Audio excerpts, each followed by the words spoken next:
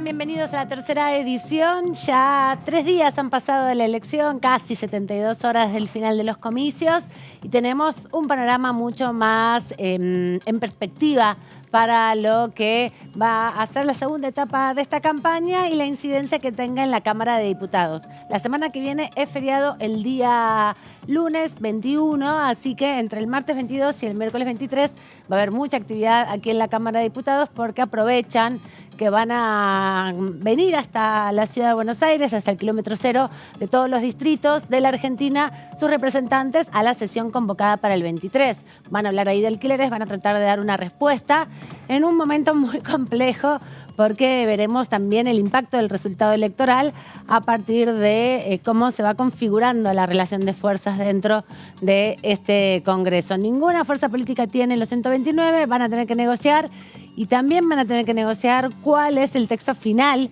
que quede de esa modificación de la ley de alquileres. También hay posibilidades que se junte la Comisión de Juicio Político y retome sus audiencias en el marco del juicio que se está haciendo por denuncias por mal desempeño de los 4 miembros de la Corte Suprema de Justicia. Recuerden, están con el tema coparticipación, así que hay varios testigos que no vinieron en la última sesión, pero que parece ser que podrían estar presentándose la próxima semana. Vamos a hablar con algunos diputados también, varios proyectos. Queremos aprovechar que hoy nos visitó más temprano el diputado Ramiro Gutiérrez para repasar un proyecto que tiene que ver con la Ley Nacional de Trasplantes, porque bueno, hay todavía muchos argentinos y argentinas que están en lista de espera, que los mecanismos no son tan eficaces para garantizarle a quienes están esperando un órgano que puedan, bueno, dentro de los periodos posibles y también dentro de periodos que sean considerables puedan acceder a mejorar sus condiciones de salud. Así que también vamos a dedicarle un rato largo a esos proyectos que son varios aquí en la Cámara de Diputados y que nos parece importante también reforzar un poco cuáles son las discusiones importantes que quedan aquí en la Cámara de Diputados. Pero bueno, saludo a mis colegas, compañeros que están aquí. Hoy tenemos una gran mesa como todos los miércoles. Jessica Alcaño, ¿cómo anda? Bienvenida. ¿Cómo estás? Gracias, Aman. Bien, acá como decías, bueno, la semana que viene, esta semana es medio un impasse y la que viene se empieza a retomar con juicio político, ampliación de licencias y bueno, la sesión que estaba convocada que veremos qué pasa. Sí, hay que ver si van a reunir los diputados, que es lo más importante, saber, conocer cuántos son los que se sientan para dar quórum. Se espera que todo el mundo venga y que, bueno, sea una discusión difícil en el recinto. ¿Qué sabes, Meli Jofre, de todo eso? Hola, Amanda. ¿Cómo estás? En eso están. Hoy hubo un Zoom de algunos jefes de bloque, tanto de Juntos por el Cambio como de algunos bloques federales. Mañana quedaron en volver a hablar porque están justamente ajustando haciendo la letra chica. No, y haciendo el poroteo de si realmente van a tener 129 o no. No está garantizado el quórum todavía. Claro, porque todavía hay algunas diferencias y se está definiendo ahí la estrategia un poco. La idea es que, bueno, puedan tener quórum y si eso pasa, pero no hay consenso para aprobar el dictamen de minoría, bueno, buscar de alguna manera al oficialismo dejarlo expuesto, pero sería una historia repetida de lo que pasó en la última sesión, cuando se puso en votación el proyecto de derogación que no tiene dictamen y resultó rechazado. ¿Cómo anda, Antonio Ricovene? Amanda Alma, ¿cómo estás? Sí, también a esto agregar los proyectos que empiezan a aparecer, ¿no? En consonancia con la campaña conocimos hoy un proyecto de Ramiro Gutiérrez que busca elevar las penas por la venta de órganos y tejidos humanos, algo que, bueno, busca dar una respuesta a lo que fue el sorpresivo para muchos y muchas del triunfo de Javier Milei en las elecciones, una de sus principales propuestas, la que más rechazo genera. Sí. Bueno, vemos como el oficialismo busca también llevar el debate confrontar con él. También en una estrategia político-electoral, teniendo en cuenta que hay un actor participante en estos 3 candidatos que tienen posibilidades de ganar la elección, de entrar a un eventual balotaje. Y bueno, uno de esos actores, que es Patricia Bullrich, también tiene un peso en esta Cámara. Y si este proyecto avanza, si este proyecto tiene corredero político dentro de esta Cámara, bueno, van a tener que definirse de qué lado están. Sí, eso va a ser complejo porque hay tanta tensión estos meses que quedan para el 22 de octubre y además porque públicamente principales actores de la campaña, tanto Milei como los referentes que están sosteniendo dentro de la Cámara de Diputados la presidencia de Sergio Massa por un lado, pienso en Germán Martínez, el presidente del bloque oficialista, como la voz, ¿no? Además fue muchos años asesor de Rossi y es un militante, digamos, del espacio. Representa a Agustín Rossi acá en la Cámara. Me parece que van a tener ahí unas fuertes confrontaciones, si es que se da la sesión, ¿no? Algo que también es complicado en un contexto donde el oficialismo no le conviene no estar presente en este contexto. Me parece que con la derrota electoral mostrar que especulan con el quórum, no sé si le va a convenir demasiado. Y están en un aprieto, ¿no? Porque si no da quórum, ya había convocado en diciembre alguna vez a discutir esta ley, bueno, no tiene mucha excusa para no estar presente. No sé si pueden especular tanto con eso. La oposición, bueno, buscará sentar a los suyos. Quizás el oficialismo intente incluir otros proyectos, digamos, una posibilidad puede ser que para poder participar de la sesión se incluyan otros proyectos que sean de interés del oficialismo, pero bueno, sería también avalar que se avance con una discusión con ley de alquileres y consigue la mayoría efectivamente Juntos por el Cambio y los distintos bloques que están impulsando esa sesión. Sí, lo que pasa es que la oposición, si consigue la mayoría, lo que quiere y tiene como objetivo es rechazar el dictamen de mayoría. Claro, del oficialismo. Frente de todos, exactamente. Recordemos que los dictámenes tienen ya más de un año. En junio del año pasado se discutieron en comisión y nunca se llevaron al recinto. Y en caso de rechazar ese dictamen, bueno, ya no puede volver a tratarse. Bueno, igualmente el año que viene tampoco se trataría porque también cambia la Cámara. No, lo importante que hay que decir es que son 2 dictámenes, ¿no? Y hay diferencias en esos dictámenes. Sí, claro, sí. Tenemos un dictamen que, bueno, propone eliminar los contratos a 3 años. Modificar los plazos. Modificar los plazos de los contratos de alquileres y también, que son los 2 puntos principales, más allá de algunas diferencias que tienen, modificar los aumentos anuales que establece la ley actual para que puedan llegar a ser hasta 4 aumentos en un año. Ese es el punto de tensión dentro de los bloques opositores, ¿no? No están todos de acuerdo que la actualización sea trimestral. Claro, con el tema del plazo. Porque lo que empezó a ocurrir fue, bueno, en la comisión vimos cómo se empezaban a tejer acuerdos entre diputados que sabíamos que iba a ser muy difícil que puedan estar en consonancia. No sé, pienso en José Luis Espert firmando un dictamen que después esperaba el apoyo de un interbloque que integra el socialismo y que en ningún momento dijo que iba a acompañar esta medida. Digo, de llevar a los contratos que puedan tener 4 aumentos en un año. Entonces, una vez que se festejó ese acuerdo que se llegó, como dice Meli, hace más de un año en la comisión, bueno, ahora está la difícil tarea, que es algo que ya lo intentaron en varias oportunidades, de llevar este tema al recinto. Pero sí es cierto que hay un grupo de bloques opositores que está trabajando para lograr ese número. Sí. No, y además en el medio tenés que fue creciendo la idea de algunos de ir por la derogación directamente, ya no conformes con el dictamen de minoría, no solo por esta cuestión, sino porque el bloque PRO, sobre todo, bueno, es el que más, digamos, puja por la derogación. Sí, las 2 corrientes del PRO en esta campaña de las internas vimos cómo impulsaban la derogación con la intención de después trabajar en una nueva ley. Tal vez capaz uno que está más metido acá puede explicar, bueno, ya hay 2 proyectos, hay 2 dictámenes, con lo cual no haría falta derogar, eso solamente estiraría plazos y podría generar un daño en el mercado. Más que nada pensando en los inquilinos, pero sí, hay 2 iniciativas donde pueden haberse esas modificaciones. Sí, y además también decir que la dinámica debería ser, el oficialismo tiene una leve ventaja, ¿no?, en la Comisión de Presupuesto. Ahora en un rato vamos a repasar con detalles la ley de alquileres y las propuestas que hay, pero sí, hay toda una mecánica que en un ratito les comentamos. Vos decías, Jessy, que también van a intentar reunir otra vez a la Comisión de Legislación del Trabajo con Mujeres y Diversidad. Sí, así es, están tanteando para el próximo martes, incluso. La intención, recordemos que se hicieron varias sesiones informativas con expositores, expositoras que defendieron el proyecto de ampliación de licencias, que incluye no solo todos los ley de contrato de trabajo, sino también incorporar licencias para monotributistas y autónomos, que eso es algo que no existe hoy en día. Y después, por supuesto, hay cambios muy importantes de la cantidad de días o licencias nuevas que hoy no rigen en nuestro país. Pero sí, la intención están tanteando para intentar hacerla el martes, antes de la posible sesión del 23. Ajá, bien, entonces esa comisión en definitiva buscaría dictaminar, ¿no? Porque ya hicieron una serie de reuniones informativas, les quedaba ponerse de acuerdo para poder dictaminar.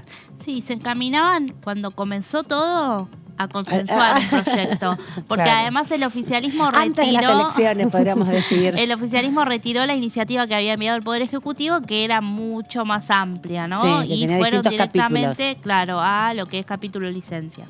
La modificación de la ley de contrato de trabajo y además, esto que bien decías, incorporar a monotributistas y autónomos que no se rigen por la ley de contrato de trabajo, aunque las jornadas, digamos, la verdad es que en definitiva las jornadas están emparentadas o están asociadas en general a la ley de contrato de trabajo, pero ninguno de los derechos que ahí se consagran son posibles de reclamar, porque no se reconoce esa relación laboral. Claro. Pero bueno, con el correr de las distintas reuniones, que primero se quería dar un debate más acelerado, después se tuvo que frenar un poco e ir a varios encuentros con varios invitados. De hecho, en el medio surgió eso de los monotributistas y autónomos. Sí. Y bueno, a partir de allí se marcaron algunas diferencias que van a resultar en distintos dictámenes. Sí, un proyecto que cuando vimos altos momentos de tensión acá en esta Cámara, donde Juntos por el Cambio ni siquiera quería participar de los debates, digamos como algunas diputadas de la oposición bajaban y participaban del debate, más allá de que el interbloque mantenía el boicot, ¿no?, ese trabajo. Sí, de hecho, en la última reunión que hubo, que vinieron varias referentes de las direcciones, áreas, departamentos, secretarías de género que tienen las centrales sindicales, empezó la reunión con las presidentas de las comisiones de trabajo, Vanessa Siley y Mónica Macha de Mujeres y Diversidad, y no había ninguna diputada ni ningún diputado de la oposición en ese momento. La única que después nos cruzamos, que bajó tardíamente, fue Silvia Los Penato, que también es autora de uno de los proyectos, ¿no? Y que también lo impulsa. Sí, es que Juntos por el Cambio tiene la contradicción de que impulsa muchísimo de los proyectos de ampliación de licencias, pero estaba... por lo menos lo que dicen algunos diputados de la oposición es que no están de acuerdo con todo lo que plantea el borrador. O sea, sí, por ejemplo, ampliación en el caso de licencias para personas no gestantes, ahí estaban de acuerdo. Decíamos, en el caso de sumar licencia por violencia de género, no estaban muy de acuerdo. Y el tema de monotributistas y autónomos, porque tengamos en cuenta que todo esto corre por cuenta, las licencias, tanto el sector formal como el informal, correrían por cuenta del Estado. O sea, el Estado es quien las paga, no son los empleadores que se hacen cargo, sino el propio los Estado. empleadores de lo que sí se hacen cargo es del reemplazo de ese trabajador, esa trabajadora durante el tiempo que dure la licencia, ¿no? Ahí hay un punto donde, bueno, en algún sentido agarran quienes están más proclives a escuchar o a reconocer estas problemáticas por parte de las patronales, que a entender también la incidencia que eso tiene en la vida laboral de las personas, ¿no? Porque también cuando charlábamos hace unos días sobre el impacto de la reducción de la jornada laboral, decíamos justamente las personas, que los trabajadores y las trabajadoras que tienen una jornada laboral reducida tienen mejores predisposiciones y mejores condiciones de trabajo, mejor salud mental, en definitiva, ¿no? Sí. Y parte de eso tiene que ver con la posibilidad de la crianza. Si vos no tenés días de licencia, no tenés acceso alguno a días de licencia, ya te predispone horrible para poder desarrollar tu tarea, ¿no? Bueno, y pensar el caso de monotributistas y autónomos que, o sea, directamente dejan de cobrar, o sea, no trabajan, no tienen ingresos. Entonces, bueno, es una manera de, o sea, bueno, si una persona queda embarazada y no va a tener que dejar de trabajar por un buen tiempo, supuesto. Eso implica que tenga 0 ingresos. Sí, totalmente, totalmente. Y ahí también algunas discusiones respecto también a la asignación que se le da desde el ANSES a cómo se cubren también las jornadas laborales de las licencias respecto también a el salario, ¿no? Se cubre a partir del salario básico y no con las remuneraciones extras que muchas veces se incorporan en los salarios, como son horas extras o jornadas complementarias que presentismos, ¿no? Que todo eso genera mejores condiciones en el salario. Ese mes que vos te tomás, tomás 15 días, si sos la persona no gestante, como establece el proyecto, bueno, el presentismo ya está, ya fue, olvídate, no te lo van a pagar, te van a pagar solo el básico, sin todo lo otro. Y no correspondería, ¿no? Porque la verdad es que tendrán que aportar para que haya mejores crianzas, no tanto que se preocupan por los niños y las niñas, que se preocupen también por sus padres, en definitiva. Los temas de la agenda de la semana que viene, seguramente también va a estar juicio político como otro de los temas y ver, bueno, cómo repercute, cuánto puede funcionar. Esta es la expectativa que tiene sin duda el oficialismo, porque a partir de el resultado electoral, a partir también de que la semana previa a las PASO no hubo condiciones para reunirse, lo intentó la Comisión de Juicio Político sin quórum, sin posibilidades de convocar a testigos, y eso en definitiva generó la postergación, ¿no?, de los encuentros entre los legisladores y las legisladoras para poder debatir algunos proyectos. Lo central sigue siendo la sesión convocada para el 23. El único tema es justamente la modificación de la ley de alquileres y un debate que, si se concreta, hay que ver cómo se va a poder negociar también el uso de la palabra, porque va a ser uno de esos temas donde todos van a querer hablar, donde todos van a querer dar cuenta de esos procesos. Así que toda la actividad se va a concentrar entre el martes y el jueves de la semana que viene, pero también siguen los estertores todavía, las repercusiones respecto a la elección del domingo y el análisis un poco más en detalle de cada uno de los distritos. Vamos a hablar entonces y presentar de esta manera al diputado Jorge Vara de la provincia de Corrientes, de la UCR, de esta forma.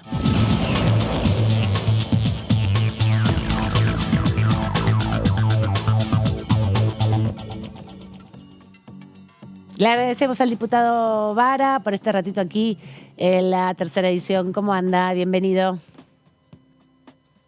Bien, buenas noches. Bueno, preguntarle, hay expectativas para el 23 hacer una sesión, preguntarle si cree que el resultado electoral va a impactar en la posibilidad, en el proceso para reunir los 129 diputados y diputadas que se requieren para que el quórum sea válido y poder dar el debate en el recinto. La verdad que no sé, eso es bastante incierto, pero el martes a la mañana estamos yendo para Buenos Aires y la mayoría de los diputados nuestros están confirmando la presencia. Así que vamos a ver si se logra reunir el quórum y avanzar en algún proyecto consensuado, ¿no? Todavía no los han informado. No, porque esta noche tenemos reunión del bloque. El día de hoy es la reunión del bloque. Y vamos a tener seguramente un avance, y además el martes a la tarde también por eso la mayoría estamos yendo ya a la mañana, mediodía, siesta, pero el martes a la tarde vamos a reunirnos también. Recién le diría, se destapó la cuestión luego de la elección del domingo y se va a avanzar en la cuestión, así que mucho más información no le puedo dar. No veo, pero una intuición personal, no veo tan sencillo, tan fácil que el miércoles podamos lograr el quórum y sobre todo ponerse de acuerdo en un momento como este respecto de la cuestión. Es como que políticamente lo correcto, por lo menos evitar consecuencias, sería dictaminar sobre esto, ¿no? Pero no sé, la verdad que vamos a ver.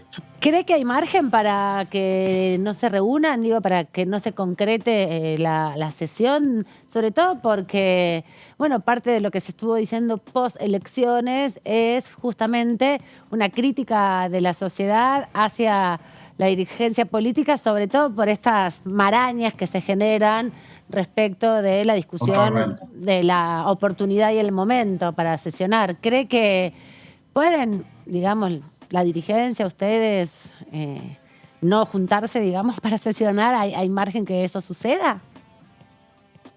Primero que coincido con su apreciación.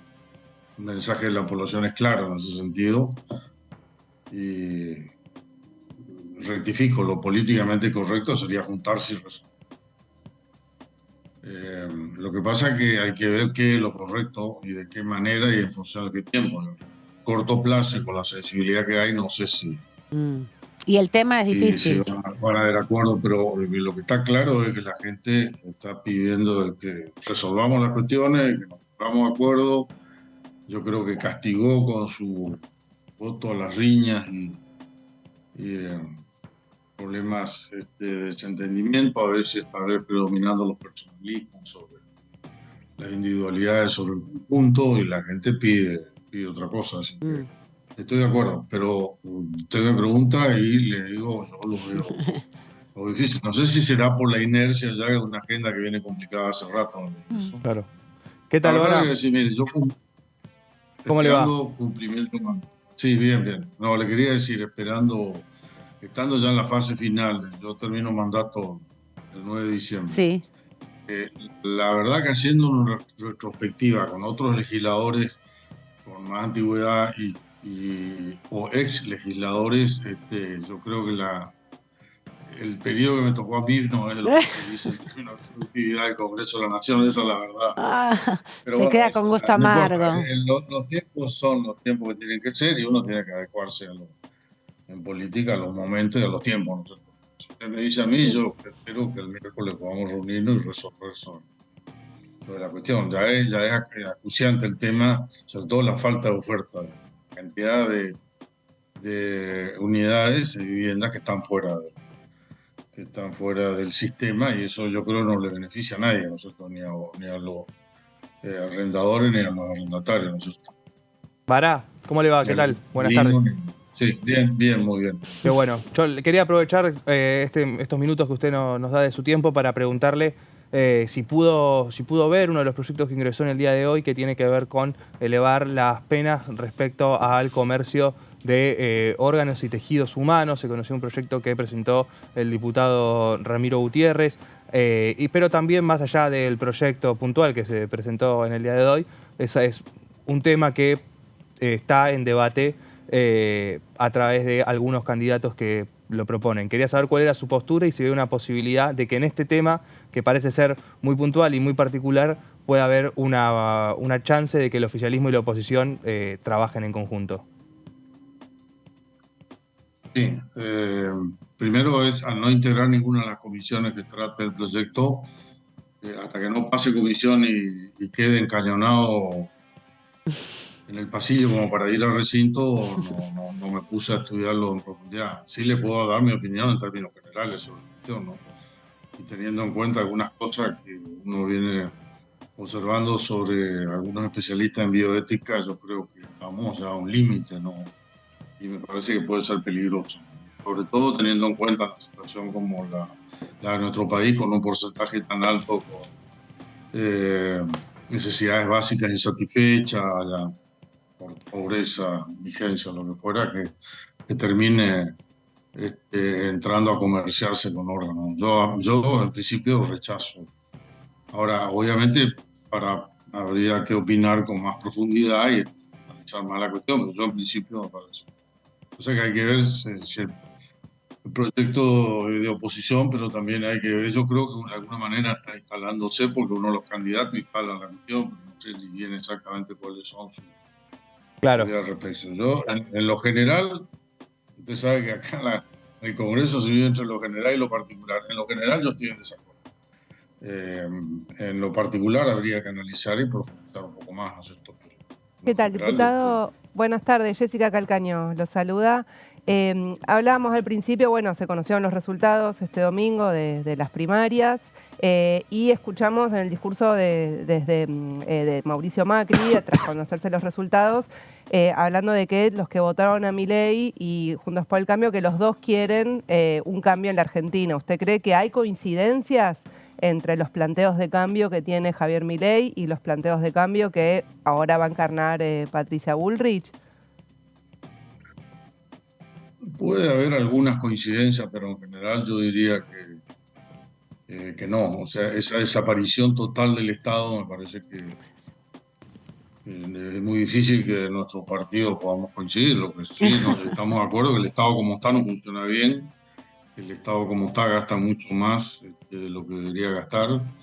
y que falta racionalidad y falta eficacia, porque además la carga impositiva en Argentina es altísima, pero se gasta más lo que se recauda y sin embargo estamos al nivel de carga impositiva de países del Báltico, por ejemplo, cuando los servicios del Estado son muy inferiores a esos países, en educación, en salud, en seguridad, en defensa, es decir, estamos con problemas. Así que ahora el hecho de que no funcione bien el Estado, eliminar el Estado, parece que es una posición muy extrema y eso no vamos a estar de acuerdo, ¿no?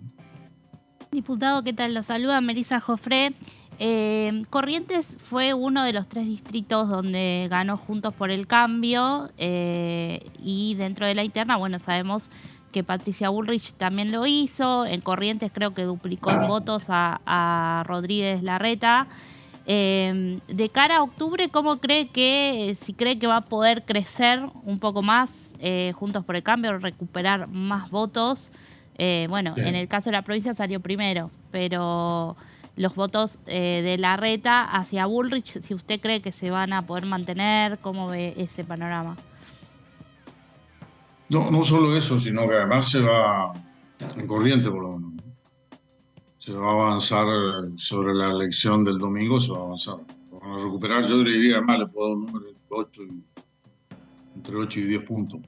Ujú. ¿Cómo fue la No se trabajó, participación? está claro, no La participación en la se trabajó. provincia, ¿cómo fue? Baja. Ah, Vamos a apuntar, yo creo que en la que viene en octubre va a ser mucho mayor, bastante mayor. La provincia, no sé si en la media nacional está en el 70%, por eso, sí, más o menos. 69 y Y pico, nosotros sí. tuvimos 29. 37, o sea, estuvimos por debajo de la media. No hubo, además no tuvimos interna, o sea, no hubo una PASO interna. En realidad la PASO, que es una interna, para nosotros no existió porque había lista unificada, De diputados. había una interna de diputados nacionales. No se elige senador, en esta oportunidad en Corrientes no se elige senador, se elegían diputados y después la autoridad esta del Parlasur, pero nosotros no tuvimos lista unificada, encabeza la lista un radical y le sigue una diputada del PRO que actualmente es diputada en Villete, que va a seguir siendo y según se proyecta lo que pasó el domingo, nosotros vamos a poner 2 diputados de seguridad y los otros 2, son 4 acá, que normalmente éramos 2 y 2, 2 nosotros y 2 justicialistas. Así, Milei va a sacar un diputado y el justicialista una diputada. Concretamente la que encabeza la lista, Nancy San, que es también diputada, va a ser reelegida, considera que va a ser reelegida, pero el diputado que saque Milei no lo estamos perdiendo nosotros, lo está perdiendo el justicialista. Además, en la de octubre, no tenga duda que cuando acá se apriete el acelerador y haya otra motivación y mayor porcentaje de votos, nosotros vamos a recuperar puntos. No me animo a decirle contra quién vamos a recuperar. Esos 8 puntos que yo le digo, yo creo que vamos a, por ejemplo, perdimos en algunas localidades que se impuso Massa, yo creo que se van a reducir el número de localidades a las que se puso. Y preguntarle... Se va a descontar. Yo creo que vamos a descontar contra Massa de candidatos más que contra Milei, porque Milei, ya claro, si bien nosotros no trabajamos, Milei no hizo nada. Eso le quería preguntar. Nada. Respecto a lo que decía recién, ¿qué significa que ustedes no trabajaron lo suficiente? Como, bueno, entiendo que no había una motivación tan fuerte para ir a votar porque no había internas locales. Bajó el porcentaje, mucha gente que si tenía otra cuestión no estaba de viaje, no votan porque nosotros no estábamos jugando nada, o sea, no había ni interna. Eso hace también que menos motivación. Yo creo que vamos a tener ya más gente que va a votar. De por sí la octubre va a ser más motivadora, pues ya el paso previo al final, lo otro no deja de ser una interna. Todos interpretan la sumatoria de votos y entonces el total y como si fuera como una buena encuesta. Como ahora las encuestas no son confiables, entonces buscamos en la PASO una encuesta. Está bien, pero en realidad no es una encuesta, digamos. O sea, la PASO no es una encuesta, es una interna. Se juegan otras cosas. Nosotros no tengo duda que en octubre se va. Y el trabajo es el trabajo territorial.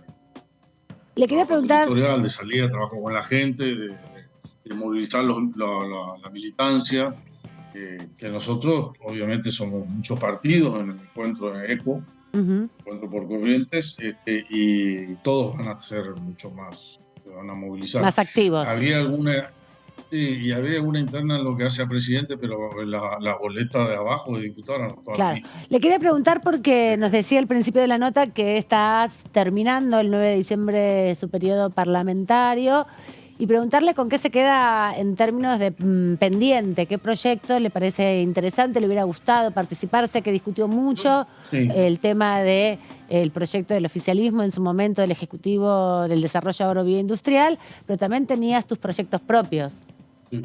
Yo básicamente 2 proyectos de los que yo he presentado, que me parece, lo veo si se quiere como algo pendiente o una frustración de no poder haber avanzado, y además eran proyectos que no implicaban una confrontación política. Uno es un proyecto vinculado a la cuestión de la Comisión de Agricultura y Ganadería y tema más específico, proyecto de riego, de promoción del riego en Argentina. Bien. Yo creo que Argentina riega poco, Sí. Debería regar mucho más. Lo están planteando los organismos internacionales, desde la FAO hasta el Banco Mundial en sus informes, que Argentina no tiene una buena administración del riego. Tiene las posibilidades de hacerlo, y no es solamente por salir históricamente por la seca que vivimos. En realidad la seca van a estar, y ahora dentro de poco probablemente tengamos algunas inundaciones. Eso va a pasar, pero siempre vuelven una cosa y la otra, ¿no es cierto? O sea, y yo creo que podríamos potenciar mucho más la producción argentina. Esto es un proyecto interesante, la promoción fiscal, no un proyecto muy complicado, ni en las herramientas propuestas nada raro, similares a otras leyes, como por ejemplo la 25080 de la ley forestal, de promoción forestal, que me parece que es una muy buena ley, la sacamos por consenso. Yo creo que esto podríamos haber trabajado por consenso, pero no se pudo, porque además no le molestaba a nadie, ni siquiera la podíamos politizar al proyecto, ni llevarlo al plano ideológico. Y eso, diputado, se tiene que ordenar a través del Ministerio de Agricultura de la Nación, digo, para planificar el proceso de riego, sobre todo porque hay zonas de la Argentina con disputas en particular sobre los ríos, por ejemplo la provincia de Mendoza con La Pampa, tienen un problema bastante complejo y grave con San Luis. Este proyecto no apuntaba a eso porque es un tema interjurisdiccional de otro orden. Este era un proyecto de promoción fiscal a los efectos de que los productores se sientan más estimulados a incorporar sistemas. Debería ser complementado con políticas nacionales en el sentido también de promover cuencas de riego. Claro. Son dos cosas distintas. Otra cosa, el proyecto no debería potenciarse si el Ejecutivo lo llevara adelante. Debería ser complementario con líneas de financiamiento específicas donde también estimulen adicionalmente. Eso en un proyecto, ustedes saben, nosotros no lo podemos incorporar porque eso está regido por Banco Central y otras normativas. Claro. Y diputado... El otro proyecto de evaluación de política, y ese no es un tema agronómico, ese es un tema que trabajamos mucho, y yo creo que yo le comentaba una vez, el único proyecto presentado fue en senadores hace mucho tiempo por Abel Medina, tomado del ejemplo de México, y nosotros habíamos elaborado para el formato argentino, algo específicamente, y la verdad que me parece que fue un buen proyecto y no pudimos. Para mejorar los estándares de la administración pública, digamos. Para ponerle número a los resultados de las políticas públicas que se llevan adelante, o por lo menos de alguna, y acostumbrarnos a evaluar. Eso es para bajar un plan, un programa o una ley y por un lado, o por otro lado corregirla. A ver, es decir, tener un diagnóstico cuando se saca una ley o cuando se lleva adelante un plan, un programa. El Ejecutivo lo hace respaldado no por una ley, lo está haciendo para lograr ciertos objetivos. Claro. Y esos objetivos no se cumplen, y entonces después la ley termina muriéndose sola, y es bueno evaluar para decir, mira, que esto se puede reacomodar de esta manera, o directamente esto no va a cumplir su objetivo, y como diríamos en el campo, no gastar polvo en chimango. Los recursos son escasos y cada vez más me parece que hay que orientarlo para que logren el resultado esperado. Es un proyecto muy interesante, además que da más transparencia a la ejecución de los planes de gobierno, etcétera. Lamentablemente no hubo ambiente para discutir. no digo sacar el proyecto, por lo menos discutirlo hubiera sido. Bien. Y diputado, en un debate que fue protagonista, fue el de la ley de humedales. Quería consultarle qué balance hace de ese debate que se dio y si ve perspectivas de que se retome de alguna manera en lo que queda de este año. No, lo que queda este año yo no creo. Además se impuso en el plenario de las 3 comisiones participantes, se impuso el proyecto nuestro y entonces el oficialismo tampoco lo planteó la diputada Camaño en una oportunidad para tratamiento sobre tabla, que eso no está previamente consensuado, no va a avanzar. Además, en una sesión que tenía un nivel de ausencia que apenas se llegó a quórum, un nivel de ausencia muy importante, pues no sé qué otro evento, qué otra circunstancia, pero yo no lo veo para este año. Me parece que no, de todas maneras estamos preparados para discutir, por supuesto. Bueno, diputado, muchas gracias por este ratito acá en la tercera edición. Lo vemos la semana que viene, entonces. Martes y miércoles seguro por acá lo estaremos cruzando. Todo el martes, miércoles y me quedo hasta el jueves. Bien, vamos a tener oportunidad. Ojalá se pueda dar una vuelta, que su agenda le permita venir un ratito a conversar aquí en vivo. Así también hablamos un poco más en profundidad de Corrientes. Bueno, muchas gracias y buen fin de semana. Todavía falta un poquito. Pero... Más o menos. Estamos todos esperándolo para descansar un poco después de este fin de semana tan intenso. Adiós, hasta la próxima. Chao. El diputado Vara, de la provincia de Corrientes. También son 130 los que se van. No todos se van, porque algunos tratan de renovar sus bancas. Pero bueno, la mitad por lo menos no van a poder renovar. Sí, y nada, mientras él hablaba, ¿no? Y decía que le quedaba como ese sabor medio un poco amargo del Congreso que le tocó estar. Bueno, el Congreso que viene, si se hace una proyección de estos resultados que van a variar seguramente en octubre, pero dentro de todo se sabe ya que va a ser más fragmentada la situación. Bueno, el Congreso que viene también va a ser bastante difícil, ¿no? Sí, igual acá también hay que recordar que este Congreso fue difícil, pero que tuvieron una experiencia única, que fue la experiencia telemática y remota, ¿no? Y virtual y mixta en otra época. Fue cuando más sesiones y leyes hubo, porque bueno, fue antes de 2021 también. Fue una etapa que no se va a repetir fácilmente, nuevamente, así que el diputado va a hacerse parte de ese grupo de diputados, 257, un poquito menos creo, bueno, un poquito más, me parece casi 300, porque algunos se fueron, otros vinieron, hubo un recambio, que tuvieron una experiencia inédita, ¿no? Que va a quedar en los libros de historia para siempre, así que para consolarlo, por lo menos. Sí. Y un congreso también que trabajó leyes importantes, que trabajó en su momento distintas iniciativas que, bueno, de las cuales Vara tuvo su participación, pero también le quedaba ese sabor amargo de los proyectos que presentó y no pudo avanzar. En ese sentido, bueno, vemos como este recambio legislativo que se da en los mandatos que vencen son los mandatos que asumieron en 2019, hace 4 años, y los que quieran seguir deberán renovar su lugar. Sí los votan, podríamos decir, ¿no? Porque con el escenario electoral es complejo y, bueno, impactante también el número podría incrementar con estos números, justamente con estos resultados Milei, con la Libertad Avanza a 42 miembros, ¿no? 43 integrantes. Así que vamos a seguir analizando este impacto. Todavía es digamos, provisorio. Estamos todos así haciendo cálculo. Pero para mí las PASO estas fueron como realmente la encuesta que siempre son. Una foto, un pantallazo.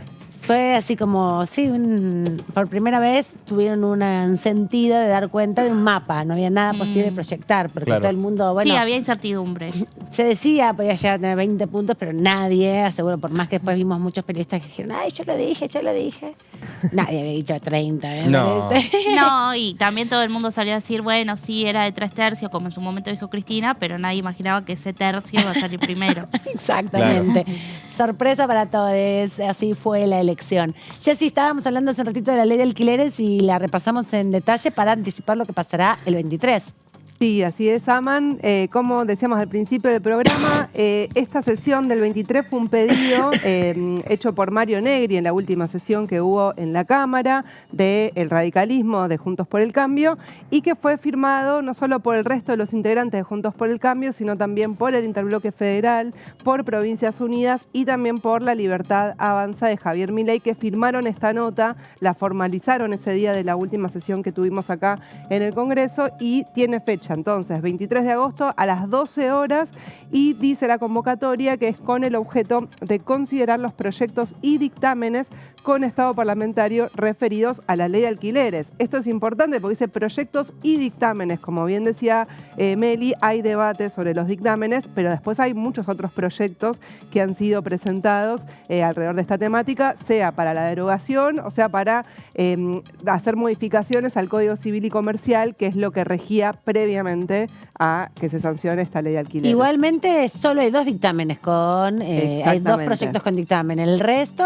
tienen que ser habilitados para su tratamiento. Así es, claro, como vimos, como la última solicitó sesión. en la última sesión el diputado Lombardi, que necesita una mayoría especial para que pueda ser incorporado el 2 temario. tercios de los 2 presentes, 2 tercios. de los que están en ese momento. Así es. De los Entonces, 129 que tienen la legalidad, digamos, del quórum. Esa es la complejidad que tiene y ahora vamos a ver un poco, porque fueron variando además las posiciones de los diputados, de algunos diputados y diputadas con respecto a lo que defendieron originalmente en los dictámenes cuando se dio el debate el año pasado. Vamos a la siguiente placa para repasar un poco. Bueno, la ley que está vigente, que esto es importante decirlo, sigue vigente la ley porque hay en muchas quizás medios de comunicación, a veces medio que se da por hecho de que no está vigente o incluso en muchos sectores de las inmobiliarias no se cumple tampoco. O sea, ese es uno de los problemas que está, pero es una ley bastante nueva, digamos. Claro. O sea, tuvo poco tiempo. Creo que Del cumplió, 2020. claro, exactamente, y tuvo 3 años solamente y una pandemia. 3 años, que 3 años era la vigencia de un contrato. Sí. O sea, yo tuvo tenía, solo bueno, esa oportunidad. este año todos los que habían podido firmar a partir de en la segunda etapa del año 2020, Claro, segunda etapa, sí. sus contratos, ahora estaban, bueno, todos recontra mil asustados, obvio, los amigos, las amigas, porque se les vencía por primera vez la contratación. Y otra cosa que decir también, ha habido, no se está cumpliendo mucho la ley, pero hay contratos que sí lo cumplen, ¿no? Porque gente que ha firmado ahora ha firmado por 3 años. Por Claro, eso yo tengo ley de alquiler, voy por mi segundo año. es tu renovación, tu Mi renovación. renovación es en diciembre. Sí. Perfecto. Bueno, si en diciembre está la ley, si no está la ley, no puede. No, pero diciembre es la renovación, la actualización del precio y me queda un año más. Ah, O perfecto, sea, tengo perfecto. un año más. Pero algunas amigas mías que firmaron ahora ya firmaron por 3 años, de que Claro. si se les modifica algo, Claro. tienen 3 años para zafar. Tal cual. Qué tal duro, cual. qué difícil. Bueno, recién justamente decíamos que establece ese periodo de contratos por 3 años, que esto los inquilinos que han participado en las sesiones informativas insistían en defender porque es lo que también le da una estabilidad a las familias que son inquilinas y tienen que, no sé, tener la escuela para los chicos, también uno lo que gasta también en movilizarse, si puede conseguir un departamento, una casa cerca de su trabajo, de la facultad. Bueno, los 3 años no es que era caprichoso, sino que hace a la estabilidad también de los inquilinos que no tienen la posibilidad hoy de comprar una casa. Y el índice para actualizar el precio es cada un año y es 50% por la evolución de los salarios formales y un 50% por la evolución de la inflación, que en el contexto que venimos, beneficiaba. Sí. Justamente, no es solo por la inflación, sino que terminaba siendo un poco menos, justamente Claro, porque no los es salarios estuvieron más por solo debajo. atado a la inflación, sino sería el 100 y pico % sino que al tener el 50% de la variación de salarios, que siempre están a la baja, en definitiva Claro. nunca son igual o van más atrás que la inflación, bueno, te equilibra para el momento de la Claro. actualización. Exactamente. Y lo que establece la ley que está vigente es que hay una obligación de inscribir los contratos en la AFIP. Esto es lo que menos se ha cumplido y fue parte de lo que trajeron las organizaciones de inquilinos, de que era una deficiencia, ¿no?, de la implementación de la ley. Y bueno, durante el 2022 en las comisiones de Legislación General y Presupuesto y Hacienda convocaron todos los expositores, hubo también de inmobiliarias, tasadores y se votaron aprobaron finalmente estos 2 dictámenes que mencionamos al principio. Vamos a la siguiente placa para repasar un poco, más allá, digamos, de los dictámenes que repasábamos al inicio del programa, las propuestas que hay, ¿no? Un poco que se sintetizan en los dictámenes y en otros proyectos que hay presentados. Uno es la derogación, que es lo que más viene defendiendo no solo el PRO, la Libertad Avanza, sino también el radicalismo. De hecho, hay un proyecto, por ejemplo, de Julio Cobos, que también propone la derogación de la ley y propone hacer unas modificaciones a algunos artículos del Código Civil y Comercial para que sea lo que vuelva a regir a partir de ahora. Claro, porque en realidad es eso, son artículos del Código Civil y La Comercial. ley también regula el Código Civil y Comercial. Lo que pasa es que antes no era con artículos particulares y específicos sobre la regulación de contratos por viviendas, en definitiva, sino que estaba en el capítulo de contratos comunes, ¿no? Claro. Establecía como los mismos límites que tiene cualquier contrato, en definitiva. Sí, un acuerdo entre partes. Y acá lo que se intentó hacer con la ley de alquileres es poner la especificidad que la vivienda tiene que tener un tratamiento diferente, particular, que no se puede solamente dejar en manos de la oferta y la demanda. Más que nunca ahora en todo el mundo están, ¿no? Digo, en los países de Europa hay regulaciones muy fuertes con respecto a los alquileres, de poner impuestos a la vivienda ociosa, hacer bolsas de alquileres sociales. Parece que algunos se acaban de dar cuenta que el problema de la propiedad privada, de la tierra, es algo nuevo, ¿no? Claro. Es algo como es la historia de la humanidad y la historia del capitalismo, además.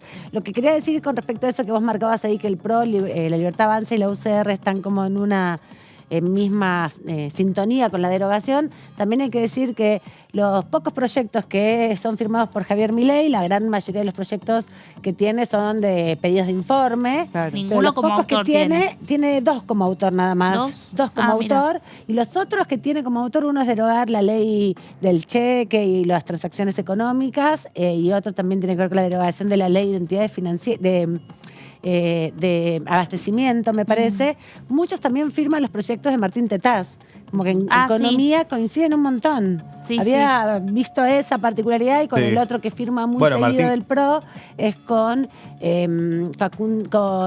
Francisco Sánchez, con Pablo Torello, y que son 2 de los diputados del PRO con los que en general firman los proyectos en conjunto. Bueno, Tetaz planteó que en la provincia de Buenos Aires el radicalismo tiene que hacer un acuerdo directamente con la Libertad Avanza a partir de estas elecciones. Mucha sintonía. Podríamos decir que hay sintonía fina ahí. Sí. Bueno, avanzamos con salvo con el caso de Dolarizar. En eso Tetaz planteó sus diferencias. Ahí la alianza la hace con Cacase. Hoy en las redes estuvo ya un poco más con el discurso Vamos por Patricia, haciendo un análisis de que este había sido el techo de Milei. Empieza la diferencia. Volvamos a la ley de alquileres y las propuestas. En el caso de la derogación volverían a regir, o eso es lo que buscan los códigos de los artículos del Código Civil y Comercial que regulaban anteriormente, que establecían, por ejemplo, contratos por 2 años, actualización cada 6 meses y acordada entre las partes sin índice de referencia, y que no era obligatorio antes inscribir los contratos en ningún lado. Entonces sería que vuelva a regir esto. Vamos a la segunda propuesta, que es hacer modificaciones, una reforma en un sentido más regresivo, o sea, ir para atrás con alguna de los puntos que plantea la ley vigente, que es sobre todo el Interbloque Federal, Provincias Unidas, la Coalición Cívica y Encuentro Federal. Esto sería centralmente lo que coincide entonces, es que hay que volver acá en esta propuesta a contratos por 2 años. Y después el tema de la actualización coinciden, es que no sea con ningún índice de referencia, pero varían, no tienen debate de si tienen que ser aumentos cada 3 meses o cada 2. O sea, hay eso entre fue 3, 6, 12. Eso fue lo que rompió un poco el acuerdo. Claro, digamos. En general si era cada 6 meses había más consenso, pero al incorporar en el dictamen de minoría que sea cada 3, eso generó ruido, sobre todo en los socialistas del Interbloque Federal y de Provincias Unidas, también fueron los que más reparos pusieron en ese punto. Y lo que hace es incorporar este dictamen de minoría también beneficios impositivos a los propietarios como una forma de estimular que pongan viviendas en alquiler. Vamos a la propuesta número 3.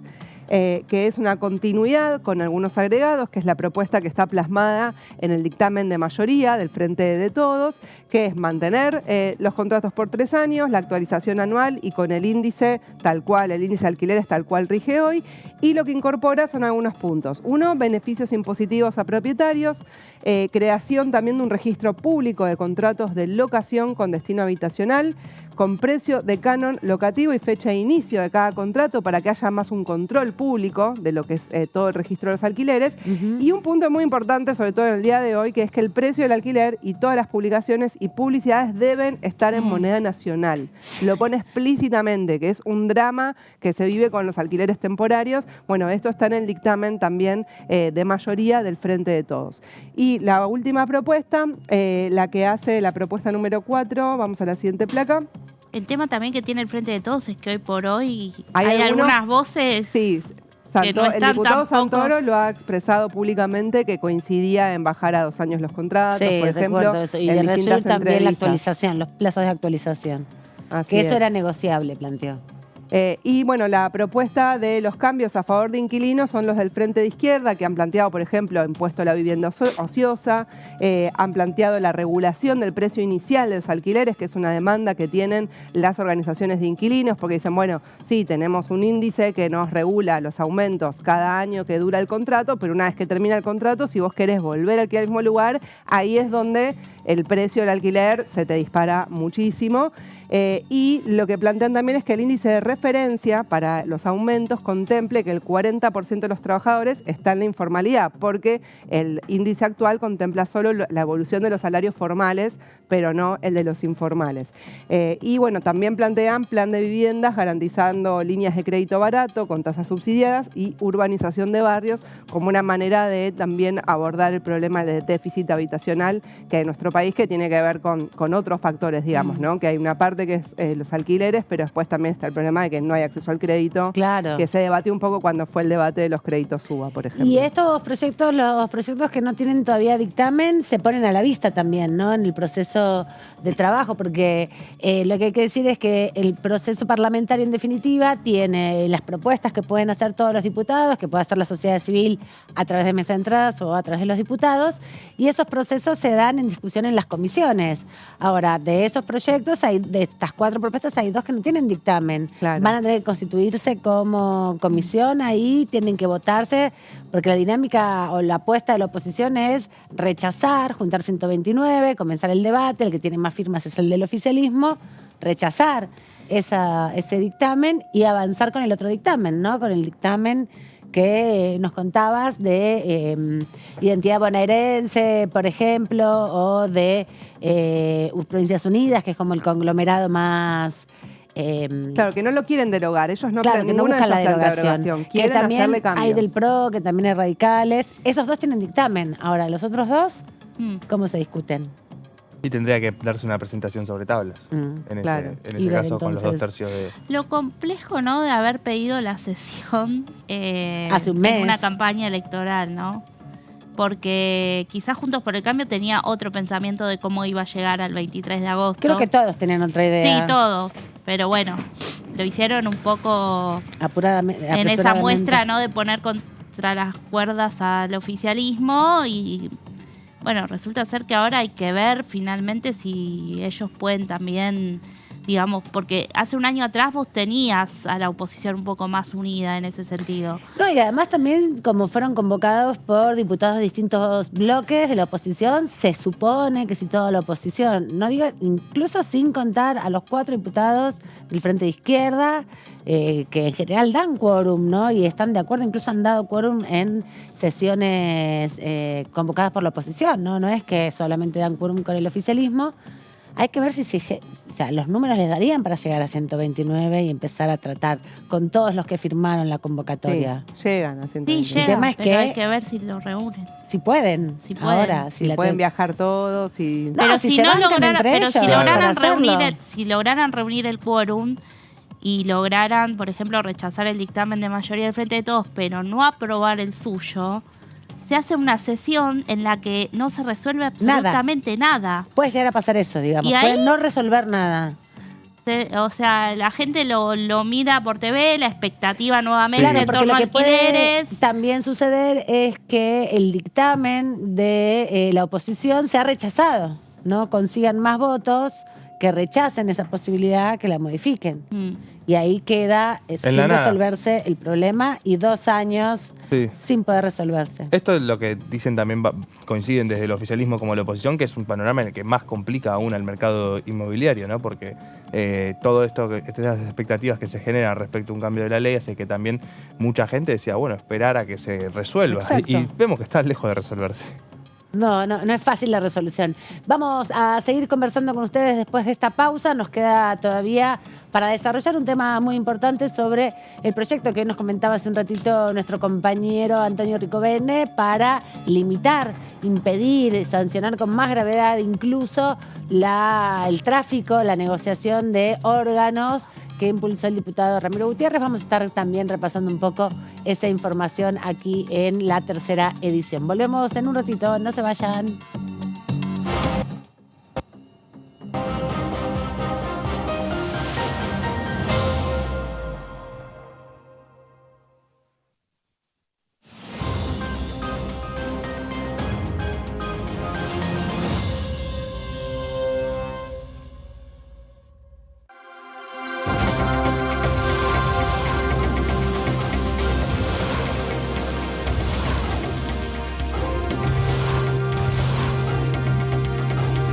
Ellos son tu voz en la tercera edición. DTV, el periodismo en el Congreso. Este es el gasoducto Presidente Néstor Kirchner. Una obra de escala mundial realizada en tiempo récord, que unirá la energía de Vaca Muerta con todo el país. Innovaciones, tecnología, cientos de kilómetros de acero y miles de trabajadoras y trabajadores. Esta megaestructura alimentará la llama del país, uniéndonos con nuestros seres queridos, acelerando la economía, ahorrando divisas, con desarrollo, con federalismo, con soberanía y orgullo. Gasoducto Presidente Néstor Kirchner. Mueve energía, mueve al país.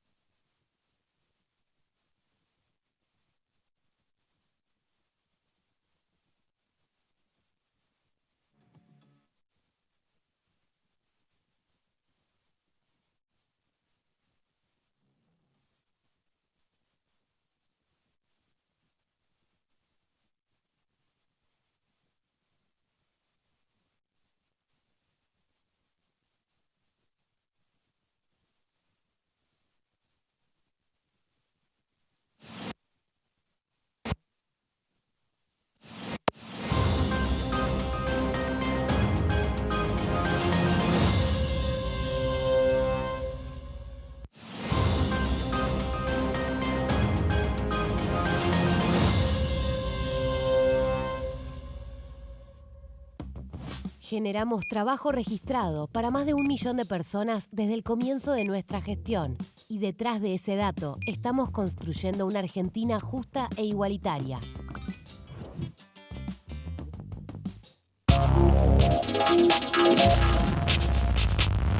DTV es información, diálogo, análisis. DTV es federalismo, pluralidad de voces.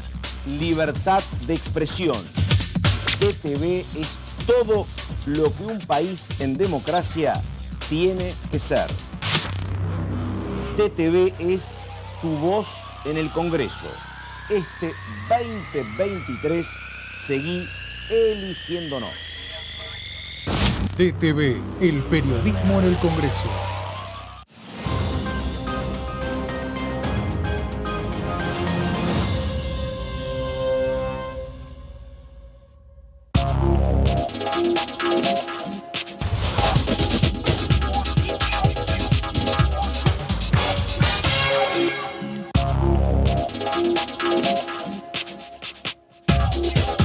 DTV es información, diálogo, análisis. DTV es federalismo, pluralidad de voces, libertad de expresión. DTV es todo lo que un país en democracia tiene que ser. DTV es tu voz en el Congreso. Este 2023 seguí eligiéndonos. DTV, el periodismo en el Congreso.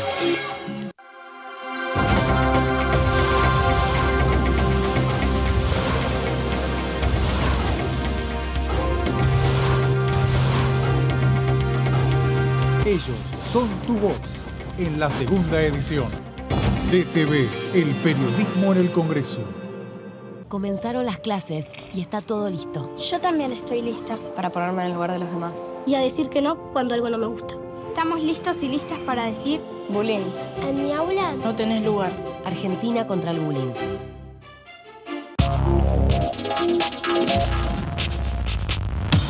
DTV es información, es diálogo y es análisis. DTV es pluralidad de voces y es libertad de expresión. DTV es federalismo. DTV es todo lo que un país en democracia tiene que ser. DTV es tu voz en el Congreso. Este 2023 seguí eligiéndonos. DTV, el periodismo en el Congreso.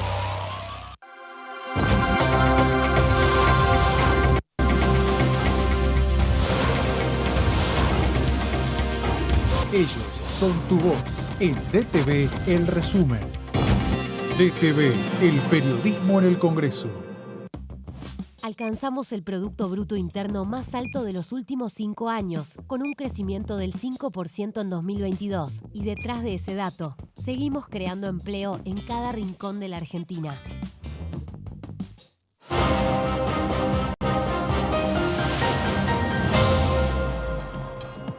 Seguimos en la tercera edición de DTV. Les contábamos que en el día de hoy nuestros compañeros de la segunda edición hablaron con Ramiro Gutiérrez porque presentó un proyecto sobre la discusión de los órganos, justamente, sí, respecto sobre todo a la penalización del tráfico y la comercialización de órganos. Justamente nos contabas, Antonio, hace un ratito, hacías referencia, le preguntabas al diputado Vara sobre este proyecto porque es como una respuesta del oficialismo, otra de las respuestas del oficialismo a uno de los tópicos que caracterizó a Javier Milei antes de las elecciones, ¿no?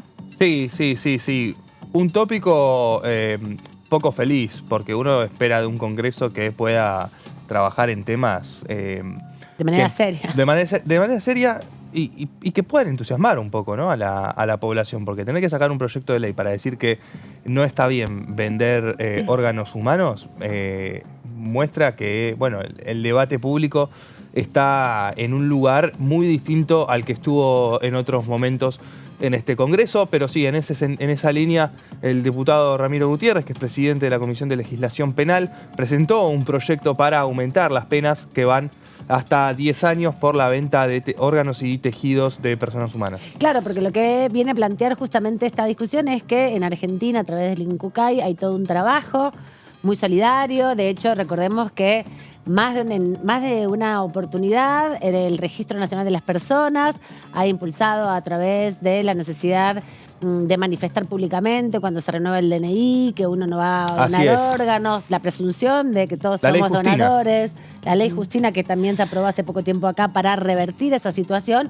Bueno, porque en general acceder a un órgano cuando alguien necesita un trasplante no es algo tan sencillo, sobre todo porque se involucra muchas personas, no solamente el que necesita el órgano y el personal médico. Porque como conocíamos hace algunos meses atrás, cuando también el diputado Tailade, ¿no? ¿Te acordás? Había presentado un proyecto en ese sentido. Bueno, daba cuenta de que hay más personas esperando, más de 7.000 personas esperando, y que con una persona que fallece puede donar una gran cantidad de sus órganos. Pero es un proceso inmediato, te tienen que agarrar justo cuando te morís. Retrasa volver, ¿no?, a este debate porque en realidad leemos ahí prohibir. Prohibido está la venta de órganos, prohibido. por supuesto. Lo que tiene que ver es con agravar las penas y lo que decía Ramiro Gutiérrez, con que también recaiga, porque hay un vacío legal, que recaiga sobre el receptor de ese órgano ilegal. Claro. Porque hoy hay penas para médicos, para auxiliares, pero quizás no las necesarias para la persona que recibe un órgano de mala fe. Y bueno, lo que pasa es que una persona está desesperada en un sentido y consigue como puede para su supervivencia en ese contexto. El tema es que difícil penalizarla, ¿no? Me parece que... No, para el que compra, te estoy diciendo. Claro, bueno, el que lo va a usar, en definitiva. Pero dice que hay un vacío legal. Claro, sí, seguro, pero me parece también un lugar difícil en la discusión política meterse con una persona en un estado de desesperación, ¿no? Convengamos que este planteo de Milei no está en su plataforma electoral, eso sí hay que aclararlo. Es una opinión que él ha tenido, pero la ha reiterado en muchísimas ocasiones, que el INCUCAI ha tenido que salir a lanzar comunicados también y lo sigue sosteniendo. Claro, no hay una retractación de que fue un comentario al azar. Pero porque además dicho. hay un sistema, o sea, contrariamente a lo que plantea Milei, que es más, bueno, que funcione como, bueno, el que tiene la plata, que lo compre, básicamente. Claro, sí. Es que hoy en día hay también criterios, o sea, de salud, ¿no? De quién, o sea, se hace un orden de prioridades, quién lo necesita de manera más urgente. Las urgencias. Claro. O sea, entonces, bueno, eso desaparecería si fuese la metodología que propone Javier Milei. Repasemos un poco lo que decía entonces Ramiro Gutiérrez esta tarde, en la segunda edición de DTV en la jornada del día de hoy, respecto a este proyecto que tuvo que presentar en un contexto donde, bueno, el impacto de los dichos de Milei generó nada más y nada menos que el 30% de la adhesión de la ciudadanía. La Argentina tomó una decisión hace tiempo que es la extrapatrimonialidad del cuerpo humano. El cuerpo humano no se puede vender como una lata de tomates ni es sujeto del mercado. No hay mercantilización de las personas, ni de los órganos, ni de los tejidos, ni de las células.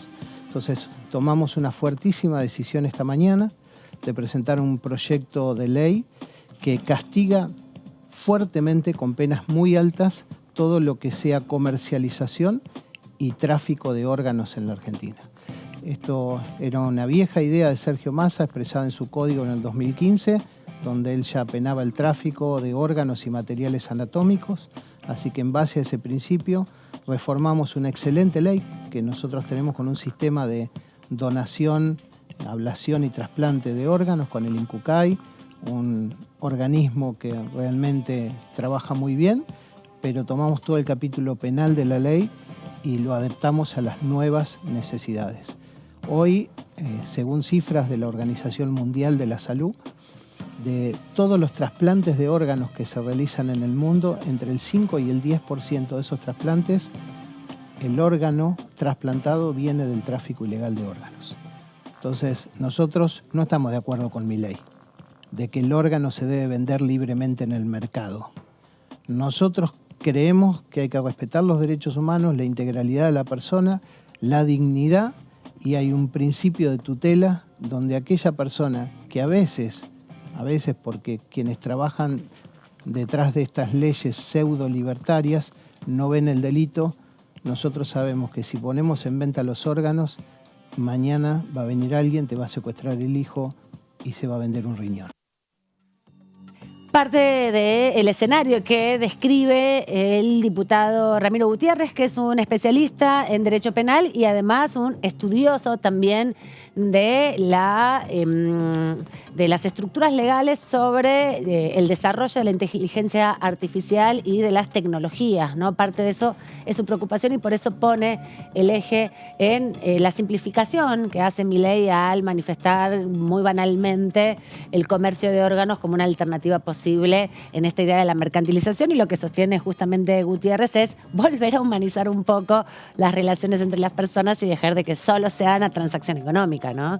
Sí. Ponerlo en un lugar que tiene que ver con el acceso y el derecho a la salud y a la calidad de vida. Además alertando por el negociado que hay, ¿no? Claro. Redes de trata, redes que secuestran niños, ahí lo advierte, ¿no? También, así que, bueno, y todo lo no que es eso, solamente libre mercado.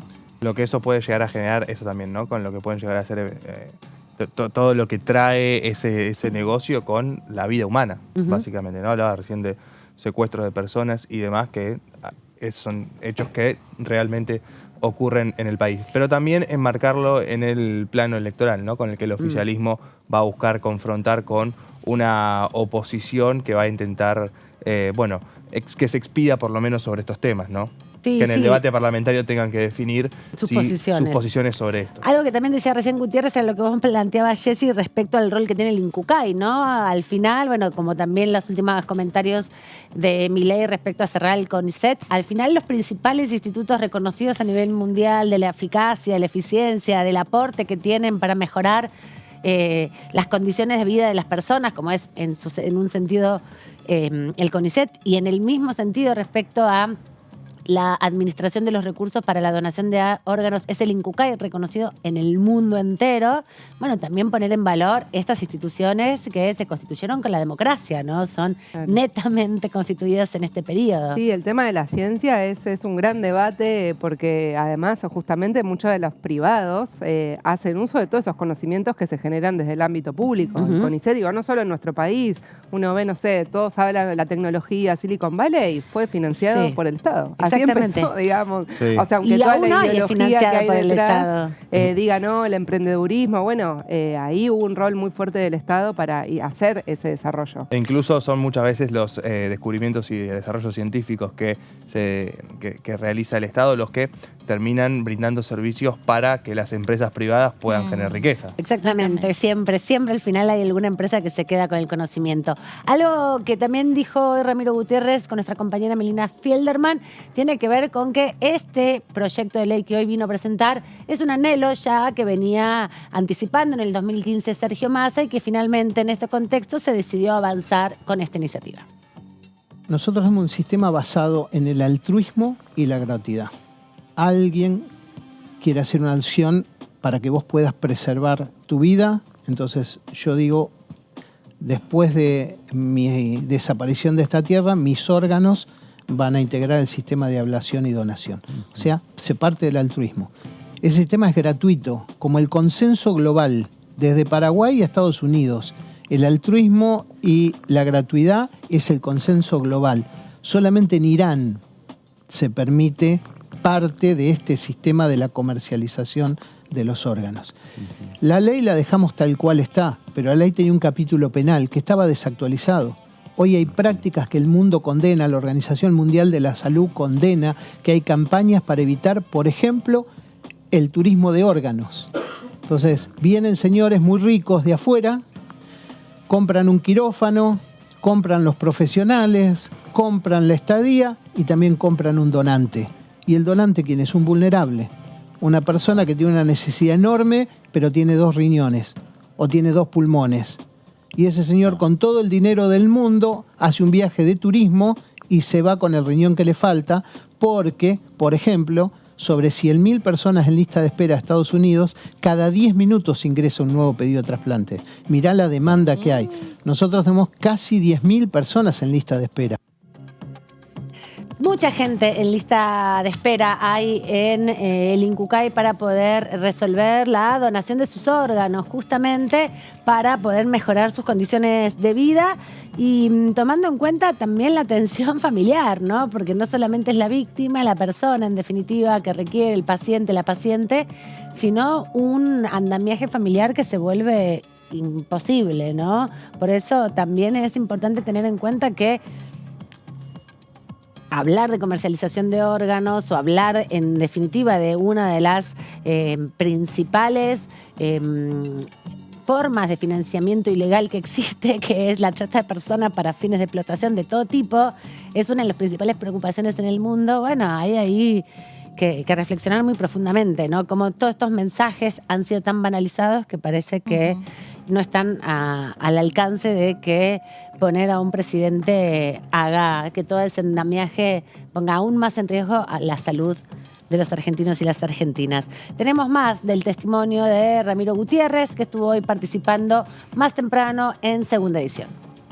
Ese sistema de que tus órganos pueda venir alguien y ofertarte y valgan dinero como comprar un sachet de leche, no lo quiero en la Argentina. Pero no está en ningún lado del mundo que usted sepa. No. Solo en Irán. Y en la cabeza de Milei, que dijo que es una nueva forma de mercado. Entonces, todos los órganos de tu hijo, de tu hermano, los tuyos, pueden ser una mercancía de un nuevo mercado. Yo no lo quiero para la República Argentina. Nosotros creemos que es parte del sistema de salud y de derechos humanos ya garantizado. La extrapatrimonialidad de tu cuerpo, de tus órganos, no se pueden vender ni comprar, ni son mercancías, ni hay que mercantilizar a las personas. Y el que decida eso tiene que ir preso. Diputado. El que forma parte de una cadena para encontrar un donante, o es un intermediario para que eso suceda, o es un traficante, o es un partícipe, o es un instigador, deben ir preso. Una persona joven puede aportar entre 7 y 8 trasplantes. Sí. Imagínate el valor que tiene una persona joven. Entonces yo no quiero agregar un joven, un niño al mercado de las ilicitudes. No quiero que un delincuente esté esperando que salga un chico de la escuela para poder secuestrarlo, llevarlo e ingresarlo a una cadena de análisis de compatibilidad con un donante. Nosotros tenemos un número que anda dando vuelta en la Argentina, que es de aproximadamente 10.000 personas desaparecidas. ¿Dónde están esas personas? Qué interrogante, ¿no? Qué pregunta la del diputado Gutiérrez, sobre todo porque es muy complejo el proceso en un país tan grande como en la Argentina de rescate de víctimas. Hemos conocido hace poco tiempo también, nuevamente en la agenda pública, el rol que ha tenido Susana Trimarco en la búsqueda de su hija, en la búsqueda también de los restos de su hija, Marita Verón, donde parte de su acción fue desmontar o tratar de intervenir o de desarticular las mafias de la trata de personas, en este caso con fines de explotación sexual, pero que están muy conectadas, ¿no? Unas con otras, así como la venta de armas, el tráfico de estupefacientes, son negocios ilegales que están entrecruzados en un punto. Totalmente. Así es. Tengo acá Dale. un punteo que armé de los principales puntos de este proyecto, que propone definir con claridad que comprar, vender o traficar órganos en la Argentina será un delito grave. O sea que aclararlo Es decir, aún más. un delito carcelable que supera los años de prisión para que se tenga que cumplir efectiva, que se Más tenga de que hacer 10, efectiva entonces. esa prisión. Más de 3.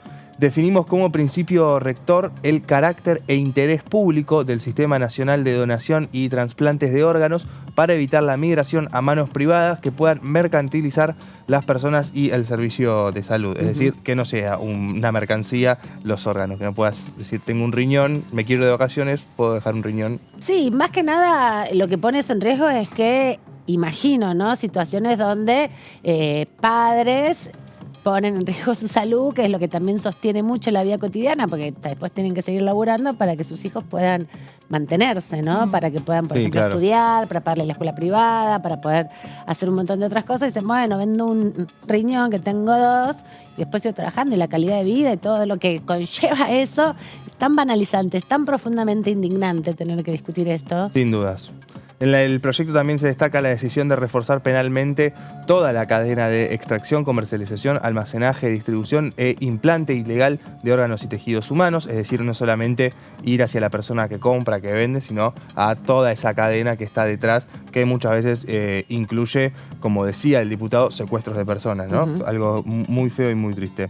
Avanzan también penalmente sobre el determinador, el instigador, el promotor, el facilitador y el partícipe. Este es uno de los puntos con lo que decíamos recién. Agregan a la cadena de ilicitud la preparación, el almacenaje, el transporte, el tráfico de órganos y tejidos humanos, sumados además a las penalidades para el receptor del órgano de mala fe que, a sabiendas del origen ilícito, avala esa operatoria. O sea, todo el circuito, ¿no? Todo el circuito, desde el que lo los vende hasta participan. el que lo saca, el que lo transporta. Sí. Uno de los puntos que se busca modificar es que con la ley actual solo los médicos y auxiliares de salud podían cometer esa clase de delitos. Es decir, era un delito que tenía como sujeto a los médicos. El sistema de salud. Ahora no, incluye a toda la cadena. Ya no habrá más vacíos legales. Ahora comercializar, participar, almacenar, distribuir o traficar órganos humanos puede ser un ilícito cometido por cualquier persona y será penado hasta 12 años de prisión. Por eso decíamos no recién la importancia de considerarlo un delito grave con pena de prisión efectiva. Los médicos y personal de salud involucrados en estos delitos, además de perder la libertad, serán inhabilitados de por vida para ejercer o auxiliar el arte de curar. Este es otro de los puntos, ¿no? También marcar la responsabilidad de los profesionales de la salud en este sentido. Con esta iniciativa se establece como agravante el concurso premeditado de 3 o más personas y el tráfico internacional de órganos humanos, uno de los agravantes que puede sumar más años de prisión. También se incorpora como delito agravado la subasta física y en red de órganos y el turismo de comercialización. A ver, son temas muy difíciles, muy fuertes, pero cosas que ocurren, ¿no? No es una novela, no es una ficción. No, sí, igual deben ocurrir, sin duda. Yo no sé en qué profundidad. Me parece que lo que ha generado, en definitiva, o en qué reiteración, digo, no sé cuántos casos hay para generar este tipo de preocupación. Me parece que es más lo que decíamos al principio, ¿no? La banalización que hace Milei sobre esta cuestión, lo que pone la alerta diciendo, bueno, a ver, veamos nuestra legislación. En caso de que este señor asuma como presidente, tratemos de contener más lo posible la situación para que no haya ninguna cosa más. Bueno, otro proyecto que conocimos hace ya creo que un mes que va en esa misma línea, tiene que ver con el proyecto de Máximo Kirchner, que fija mayorías de 2/3 de los presentes para modificar los estatutos de aerolíneas argentinas. Por ejemplo, para resguardar también las dinámicas políticas. Vamos a seguir ahora un segundito con el punteo de este proyecto que incluyó hoy en mesa de entradas el diputado Ramiro Gutiérrez aquí en la Cámara de Diputados, pero queremos seguir escuchando ya la última parte de esta entrevista muy enriquecedora que dio en segunda edición el diputado del Frente Renovador. Creo que nosotros debemos tener una postura muy sólida como país. Ya la expresamos en el 2019 y ahora en el capítulo penal, a partir de esta decisión que hemos tomado los legisladores y por un impulso, como te digo, de Sergio Massa, nosotros decidimos que este sea un delito grave, que no merezca la excarcelación, que los médicos auxiliares de justicia, de medicina que participen, nunca más puedan ejercer la profesión de médico, que todos aquellos que hacen tour para la compra de órganos, subastas en red, ahora tengan un delito específico, que sea con una fuertísima pena de hasta 12 años de prisión y que todos nos pongamos atrás de la defensa de un sistema que se basa en una decisión altruista y gratuita. Todo el sistema del INCUCAI y el trasplante es perfecto, pero nosotros queremos manifestar una voluntad. Si aparece una amenaza de que se pueda comprar o vender los órganos libremente, la respuesta del Estado argentino y de los legisladores debe ser, es un delito grave. Vos querés libertad para poder venderlo, nosotros te decimos, vendés, vas a ir preso. La síntesis, ¿no?, de Ramiro Gutiérrez, del espíritu de este proyecto ante la amenaza de liberalizar justamente la venta de órganos. La respuesta del Estado, dice Gutiérrez, tiene que ser justamente plantear que es un delito grave. Claro, sí, un delito grave que puede superar hasta los 10 años de prisión. Otro de los puntos, Aman, con la que busca modificar la ley actual de trasplante de órganos, esta iniciativa del diputado Gutiérrez, consiste en que, bueno, a partir de la sanción de la ley no va a ser solo delito la extracción de los órganos, sino también la implantación de esos órganos en otro cuerpo humano.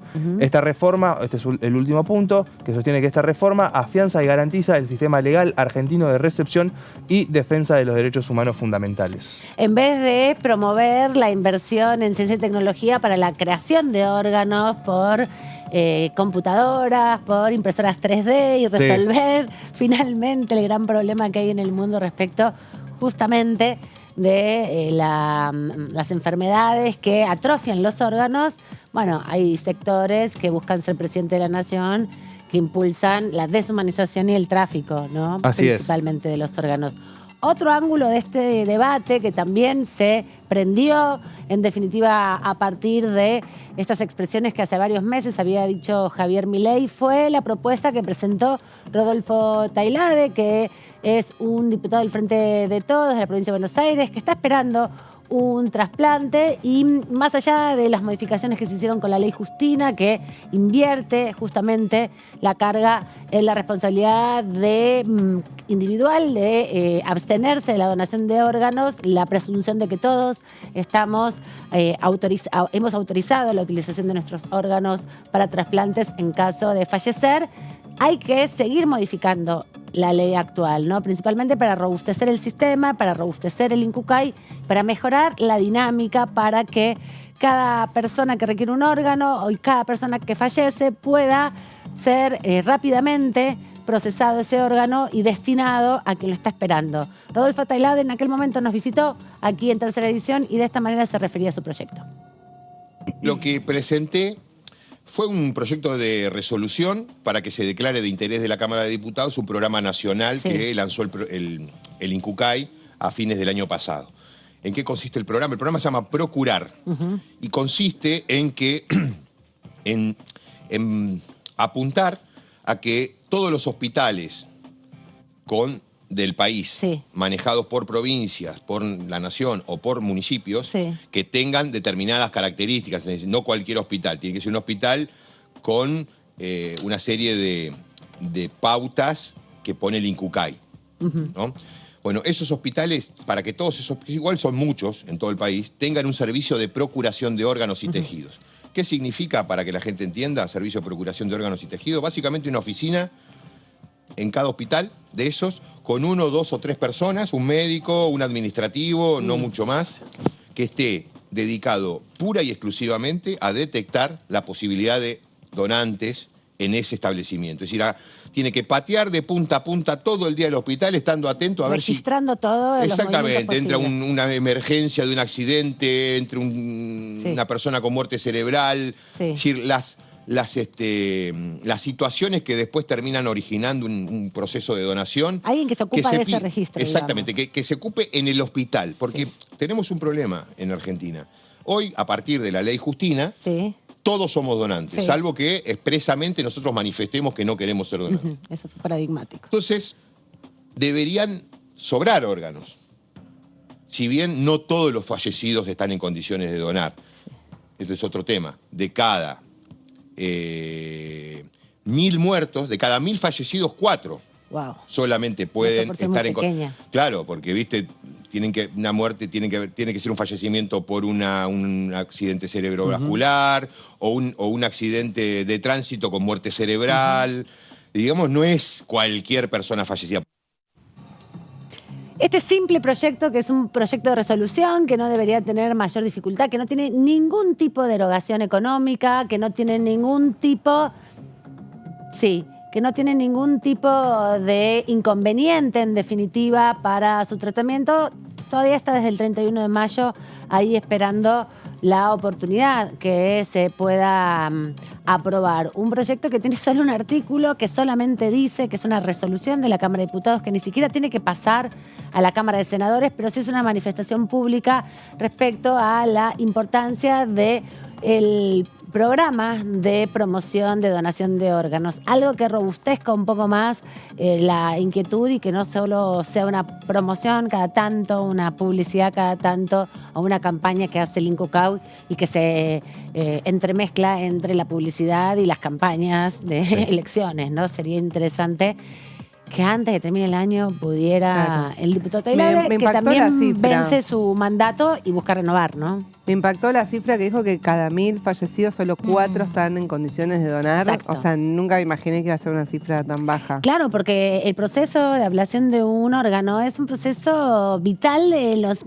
instantes de que se provoca la muerte, ¿no? Y además, cuando hay una situación traumática de muerte, lo que sucede con los órganos es que se desgarran, que se contaminan, muchas veces no hay compatibilidad, muchas veces las distancias, no hay aviones sanitarios, hay que trasladar, un mecanismo complejo que involucra a, me decía hoy, 150 personas mínimo también que trabajan fuertemente, ¿no? Para que eso suceda, y todos los que mueren en el camino esperando, ojalá que se pueda plantear desde otro lugar esta discusión. Tenemos unas placas respecto a este proyecto que impulsa el diputado Tailade, que es solo un proyecto de resolución que tiene que ver justamente con una propuesta para declarar de interés el programa Procurar, que crea unidades hospitalarias de procuración de órganos y tejidos en los hospitales, que además invita a las autoridades sanitarias de todas las provincias y los municipios a implementarlo.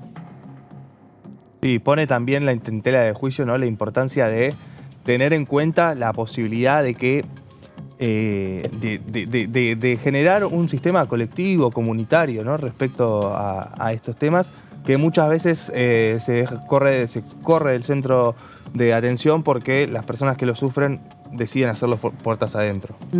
Y sí, porque es muy complejo. Igual no podés hacer un trasplante sin la intervención de otras personas, así que también lo complejo que ahí está es cuántos hospitales están en condiciones de hacer las dos partes. La tecnología también para hacerlo, claro, todo lo que se necesita para hacer ese proceso. Hay lugares donde, como bien decís, se hace la recepción del órgano, pero la ablación, la extracción también a través de este programa se tendrá que poder desarrollar con mayor eficacia en las urgencias que se dan en todos los hospitales del país. Y además en ese territorio que es tan inmenso, ¿no? Es muy difícil planificar. Por eso también está bueno tener esta cuestión de declararlo de interés general para que pueda tomar otro volumen y que no solamente se piense la inversión en salud pensándolo para pandemias o para cuestiones más generales, sino por problemas particulares y reales que hay de ahora y también de hace muchos años. Exacto. Tenemos más placas de este proyecto. Bueno, que es el programa Procurar. Fue lanzado en enero por el Ministerio de Salud de la Nación con el objetivo de conseguir más órganos y tejidos para trasplantes. La idea es que en la mayor cantidad posible de instituciones hospitalarias exista una unidad que lleve a cabo los procesos de detección, selección y tratamiento de los potenciales donantes. No se requieren muchos recursos para crear una unidad en un hospital. Bastan un médico, un enfermero y un personal administrativo. Con muy poco podemos hacer mucho, señaló el diputado Tailade. Claro, porque esto lo presentó el 31 de mayo en uno de los salones, en el Salón Blanco de la Cámara de Diputados, acompañado del diputado Goyán. En un ratito lo vamos a escuchar. En el marco del Día de la Donación, ¿no? Exacto, fue en ese día, sí. Y también trajo al presidente del INCUCAI y algunos referentes más que, bueno, advirtieron la situación. Algunos datos que plantearon en ese momento y que también están en el proyecto. En el mundo, bueno, primero plantean que actualmente tanto la donación como el trasplante de órganos está consolidada como una práctica a nivel mundial y que cada año se realizan más de 120 trasplantes de órganos en todo el mundo.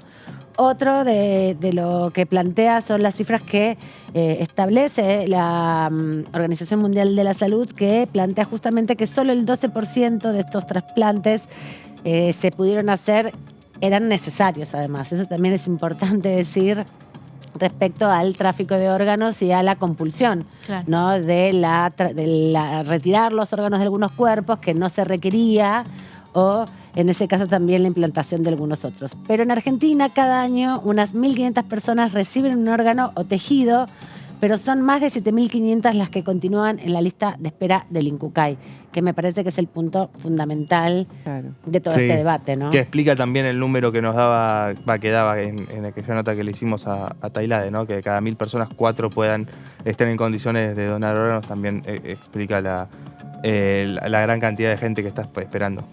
Tenemos más placas para seguir compartiendo con ustedes.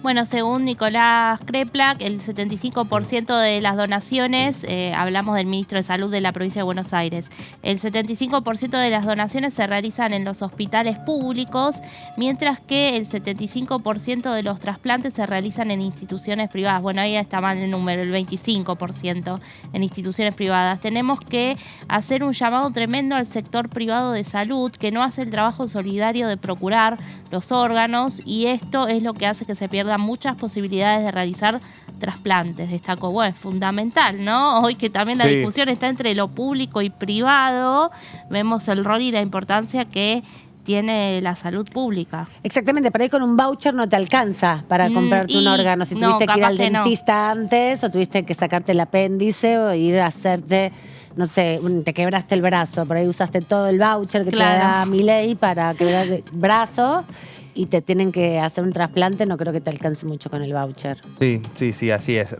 Revitalizar la salud pública, algo que parecía que después de la pandemia ya había un consenso generalizado, ¿no? No tanto, bueno, parece que un tercio no quedó tan conforme. Parece que no fue tan así. No. Vamos con unos datos. En la actualidad hay más de 7.000 personas en la lista de espera para recibir un órgano.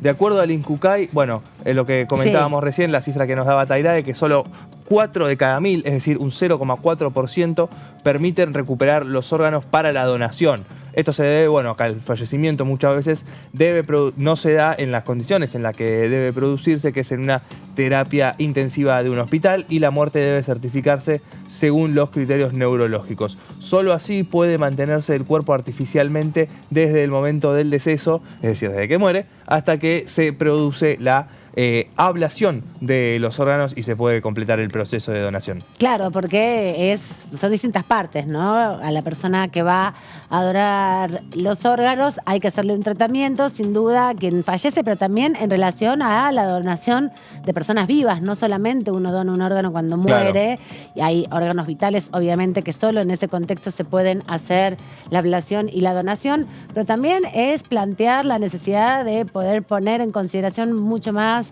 socialmente, como bien decías, Antonio, la donación de órganos de manera más solidaria, ¿no? No, sin dudas. Y pienso qué importante es la ley Justina en ese sentido, ¿no? Donde cambia completamente el hecho de decir que todos son donantes, salvo que alguien no quiera hacerlo. Porque si no, pienso en una familia que está pasando un momento de dolor, uno puede entender que tal vez no piense en ese momento en hacer alguna donación, cuando lo que espera de un resultado de una terapia intensiva es distinto. Entonces, que esa sea la regla, también los números son bajos y no son muy esperanzadores, pero bueno, podría ser mucho menos.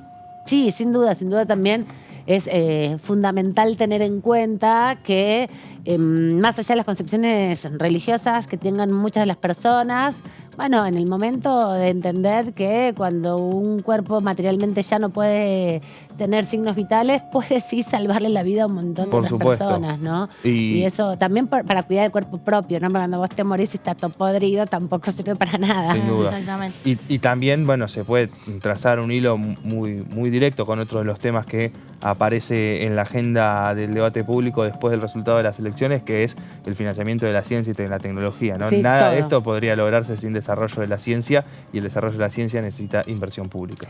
Otra placa, la última, para conocer los alcances de este proyecto.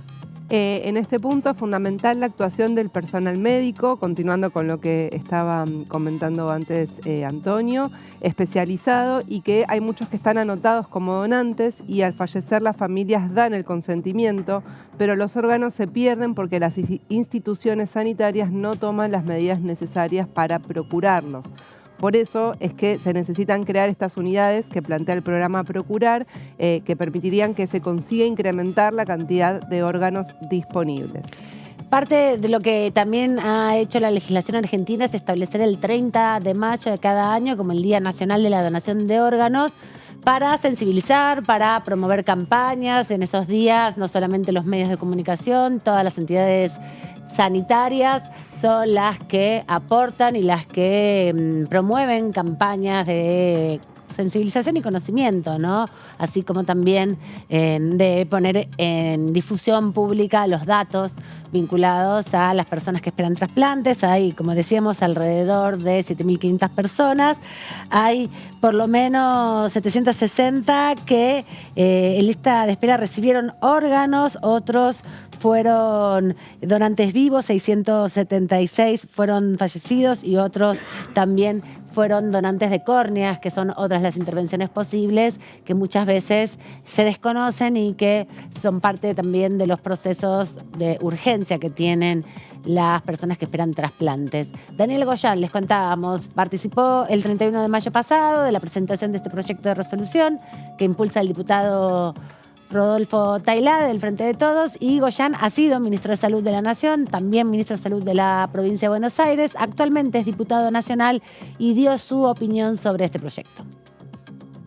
Bueno, estamos aquí en el Salón Blanco de la Cámara de Diputados, tratando un proyecto de resolución que va a presentar el diputado Rodolfo Tailade, que tiene que ver con declarar de interés un programa muy importante en el tema de lo que es trasplante de órganos. Hace 2 días se conmemora el Día del Trasplante y que tiene que ver con mejorar mucho todo lo muy bueno que vienen haciendo los organismos tan prestigiosos de la Argentina como el INCUCAI y el CUCAIBA en la provincia de Buenos Aires y en otras provincias de igual manera. Esto tiene que ver con reforzar la capacidad ya en forma descentralizada de cada uno de los hospitales, sobre todo los hospitales más importantes de cada región, de cada provincia, para hacer la procuración ahí mismo, independientemente de que ya no tenga que actuar el nivel central, preparar todos los equipos, porque todo esto es lo que asegura que aquel paciente que lamentablemente fallece, pero que con sus órganos puede dar vida o mejorar la vida de otras tantas argentinos o argentinas, 6, 7 personas, 8 personas, se pueda consumar, porque muchas veces nos pasaba que el órgano para donar estaba, pero los procesos no eran lo suficientemente dinámicos como para que lleven buenas condiciones para hacer la ablación, el traslado y el implante en la nueva persona, el nuevo paciente. Esto es lo que tiene el programa. Hay recursos para eso. En la provincia de Buenos Aires ya 15 hospitales de primer nivel lo están haciendo, de los cuales 2 son municipales, 4 son nacionales y el resto son provinciales, estableciendo este criterio de trabajo en red. Muy importante tratar estos temas y consolidar estos temas tan importantes en la Argentina, que es un país en donde se dona, en donde a partir de la ley Justina esperamos que aumente mucho más la donación, porque hay una larga lista de espera esperando estos órganos. Muy importante este tema porque se mete en la política también con algunas propuestas de algunos legisladores que aspiran a ser presidente, que está planteando destruir toda esta acción del Estado, garantizando que se pueda lograr todo esto y que cada uno se arregle y que el mercado se arregle el tema y el que lo pueda pagar lo tiene, el que no lo puede pagar no lo tiene. Entonces, digo, es importante, y esto no es ninguna chicana política, es lo que objetivamente hoy se pone en debate y plantea una persona que tiene una intención de voto, incluso, según dicen, alta, y que pondría en juego toda aquella seguridad que tiene todo argentino y toda argentina, que si necesita un órgano va a tener posibilidad de tenerlo. El diputado Goyan haciendo también referencia en ese momento, o sea, mayo de este año, la referencia directa a Javier Milei, ¿no? Respecto a sus dichos, un poco más de datos respecto a cómo han sido los trasplantes. En los primeros 5 meses del año 2023 se realizaron 566 trasplantes renales, 150 hepáticos, 35 cardíacos, 12 pulmonares, 7 bueno, eso es muy difícil de decir, 1 cardiorrenal y 726 trasplantes de córneas, como les decíamos, y 117 fueron pediátricos de menores de 18 años, así que también es parte de este proceso de reconocimiento. Y otra de las cosas importantes que destaca el Ministerio de Salud es que, bueno, el programa Procurar es una resolución de la ministra Bisotti del año 2022 y que los 641 procedimientos de donación que se dieron se hicieron en distintas provincias, no todo se concentró en la ciudad de Buenos Aires ni en la provincia de Buenos Aires. Se hicieron 160 en la provincia, 60 en Misiones, en Cava 49, en Corrientes, que hablamos recién con el diputado Vara, 50, en Santa Fe 49, en Mendoza también 47, en Santiago del Estero 28, en Entre Ríos 25, en Tucumán 21, en La Pampa 5, en Formosa 2, en Chubut 1, en Tierra del Fuego 3. Todas las provincias argentinas intervienen en este proceso de trasplante y de donación de órganos, así que más que hacerlo estallar, sería interesante robustecerlo y que todos y todas seamos conscientes que eso es parte de la salud pública y también del financiamiento que hace el Estado, que llega de manera directa, concreta, ahí, salvando vidas de más de 7.000 argentinos y argentinas que hoy todavía requieren un órgano. Así que importante, le queríamos dar tiempo a este debate y aprovechar la visita del diputado Ramiro Gutiérrez para retomarla. Melissa Jofré, otros diputados presentan otros tipos de proyectos, muy preocupados todos por la educación, pero también este proyecto que nos vas a comentar está muy situado en la realidad santafesina, ¿no? Exactamente, Amanda, porque lo presenta el diputado Gabriel Chumpitaz, que él es del PRO y más precisamente, como vos decís, de la provincia de Santa Fe, de Rosario. Está Así muy que, sensibilizado con el tema. Exactamente, con toda la problemática que allí ocurre, que es, digamos, algo que no se puede obviamente ubicar en una sola problemática, ¿no? Es algo mucho más integral lo que abarca, y por eso apunta este diputado a, bueno, empezar un poco a promover cierta información, cierta prevención a través de lo que es la enseñanza escolar, y tiene que ver con incorporar de alguna manera la prevención del consumo de drogas en las escuelas, ¿no? Uh-huh. Así como, no sería como la ESI, obviamente, pero sí que el tema tenga un lugar en la currícula. Uh-huh. Obviamente, al tratarse de educación, lo que hace es modificar la ley actual, la Ley Nacional de Educación, la 26.206, que tiene muchísimos incisos en algunos de sus artículos. Bueno, incorporar dos nuevos que tendrían que ver, uno de los fines y objetivos de la política educativa deberá ser la de promover medidas de prevención de consumo de estupefacientes a través de la incorporación obligatoria de asignaturas escolares que concienticen a los jóvenes acerca de los peligros y las consecuencias del consumo abusivo, ¿no? Digamos. Vamos a la siguiente placa. Además, se tendrá que asignar la prevención social del consumo, la categoría de fundamental para la lucha contra el narcotráfico, y visibilizar la problemática a través de campañas educativas que categoricen al narcomenudeo y al narcotráfico como un problema de salud. Pero entonces esto tiene que estar direccionado por el Ministerio de Educación de la Nación, los contenidos. Bueno, ahora lo spoileo. Viene un poquito, sí, es que me viene un quedé poco pensando. más adelante. En realidad sabemos que el tema, tanto educación como salud, dependen obviamente de las provincias. Claro, está el COFESA y el COFEMA. Exactamente.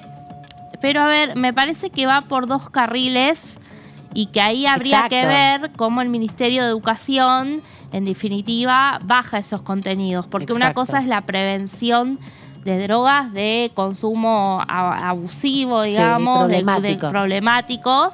Y por otro lado, la problemática del narcotráfico, ¿no? Exacto, son muy diferentes. De hecho, hay una discusión sobre cuando se juntan estos dos temas, porque el narcotráfico tiene que ver con algo ya, digamos, delito. Exactamente, con bandas delictivas. Y esa discusión, ¿sabes? Que a veces se traslada aquí no ha funcionado demasiado realmente en el último tiempo la Comisión de Prevención de Adicciones y Narcotráfico, pero allí está la discusión de separar los dos temas. Sí. De hecho, en el Senado, narcotráfico está en las comisiones distintas. Sí. Claro, como problemática de drogas por un lado, como prevención de adicciones frente a narcocriminalidad, digamos, narcotráfico y narcocriminalidad. Claro. En el Senado están diferenciados. En el Senado está separada. Bien. Bueno, la de adicciones no tiene una categoría, una comisión en sí. Creo que se trata en población y desarrollo humano, creo que es un tema que pasa por ahí. pero sí en la de seguridad está el tema narcotráfico. Claro, Aquí en sí, que diputados tiene no. mucho que ver con la seguridad interior. Claro. Bueno, y también lo que plantea Chumpitaz es desarrollar destrezas que permitan concientizar acabadamente a los alumnos del nivel primario. Remarca una diferencia como entre los jóvenes y los niños del primario, ¿no? Acerca de los riesgos del consumo de drogas y formar a los jóvenes desde la primera infancia. Pero ¿cómo sería desde la primera infancia? Bueno, por eso, él plantea el proyecto. Claro. Después el cómo sería lo tienen que definir las autoridades educativas. Claro. No El lo cómo. dice, no lo expresa Claro. el proyecto en sí, Él ¿no? expresa el para qué. El cómo, claro. El cómo que se arregle el Ejecutivo. Vamos a la que sigue, que creo que acá habla de lo que Yo estoy te inquieta. estaba diciendo, lo que vos estabas planteando, que el Ministerio de Educación de la Nación, en acuerdo con el Consejo Federal de Educación, que es donde están todos los ministros de educación del país, deberá promover la inclusión de la prevención del consumo de drogas en los contenidos curriculares del nivel primario. Ahí supongo que será, Jessy, donde se va a definir, si esto se aprobara, estamos aclarando, donde se podrían definir cómo serían esos contenidos. Me parece importante que el diputado tenga la inquietud de plantearse qué pasa, cómo transmitirle a las juventudes y a las infancias la preocupación sobre la problemática de las adicciones y el consumo irresponsable o el consumo problemático con las sustancias que son ilegales, en definitiva, ¿no? Porque ahí hay toda una discusión. ¿Qué vas a hablar con los chicos respecto a las drogas, respecto de la composición química, respecto de los efectos, respecto de la legalidad, respecto de la ilegalidad, respecto de la historia de la legalidad? Porque si te pones a investigar un poco cómo se fue criminalizando, tiene mucho que ver con el desarrollo de otras industrias. Digo, hay muchas cosas ahí para el tema discutir. es que o sea, es un hecho que hay consumo de drogas, entonces no abordarlo es un problema penal, sino un problema de salud pública, me parece que es como el camino que habría que acá lo que propone para el diputado es también que haya incorporar información. el sistema educativo a eso, digamos, que no mire para el costado del sistema educativo, es un problema de salud, no tengo nada que ver. El tema es cómo abarcar un tema tan complejo que está tan vinculado además con la subjetividad de las personas, ¿no? No, y que además hay enfoques muy diferentes. Por supuesto. ¿no? También sobre el consumo problemático. Exacto. O sea, porque también hay consumo y no es problemático. Entonces, bueno, no es el mismo abordaje el que se debería tener. Bueno, en los argumentos un poco lo que planteó y que viene en relación con, como vos decías, Amanda, el contexto en el que está también el diputado, ¿no? Lo que planteó es que el abuso de drogas en la adolescencia puede tener una gran repercusión en el crecimiento y desarrollo de los jóvenes. El consumo interfiere directamente, bueno, acá es donde yo digo que él mezcla dos temas, ¿no? El consumo interfiere directamente con la trama criminal y la seguridad de todos los ciudadanos. La clandestinidad, ilegalidad y el comercio marginal de estupefacientes provocan miles de muertes en nuestro país, que tiene que ver más con, claro, la realidad que se vive en algunos puntos, sobre todo, bueno, como decimos, él es rosarino. La preocupación de la narcocriminalidad situada en Rosario, la afectación directa también de los temores por la vulnerabilidad de los niños y las niñas. Lo vimos con la situación del asesinato de Morena. Están los niños, los pibes de 11 años son muy vulnerables, les afanan todo el tiempo. Y sobre todo en relación a estar tan disponibles para un circuito ilegal que también, ante la necesidad, en vez de darle un derecho, los meten en la red de tráfico, ¿no? Sí, no, es eso de, a ver, vuelvo un poco a lo que decía Jessy, poner como causante de la muerte el consumo, cuando puede ser uno de los tantos factores, pero hay una condición muchas veces, y en Rosario es uno de ellos, que es la marginalidad, que es la inseguridad, que es lo que termina afectando también a los más pobres. Exactamente. Bueno, otra de las cosas que planteó fue que se calcula que en el mundo hay 27 millones de personas con trastornos provocados por el consumo de drogas, de las que más de 400.000 mueren cada año. Es crucial llevar a cabo proyectos de divulgación, formación y actualización sobre temas relacionados con el fortalecimiento de la seguridad escolar, centrándose en la prevención de las adicciones. Se deben diseñar materiales didácticos que se ajusten a los contenidos curriculares para implementar un modelo preventivo en el ámbito escolar.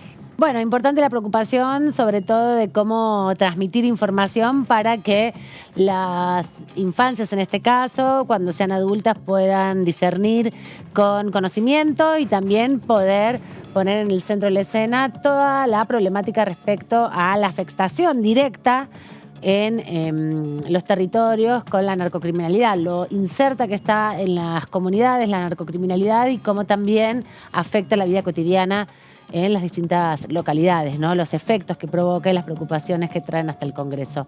Gracias por esta tarde tan linda compartida con ustedes, Jessy. Nos vemos la semana próxima, Antonio también. Nos vemos mañana. Nos vemos mañana nosotros, porque hoy es miércoles, Con el no es Mr. jueves. Mardones. Es verdad, volvemos con Mr. Mardones. Chao, Meli. Nos hasta vemos, la semana que viene. dale. Una informativa de DTV. Les decimos que hoy está todo cultura y en un rato nos encontramos nuevamente.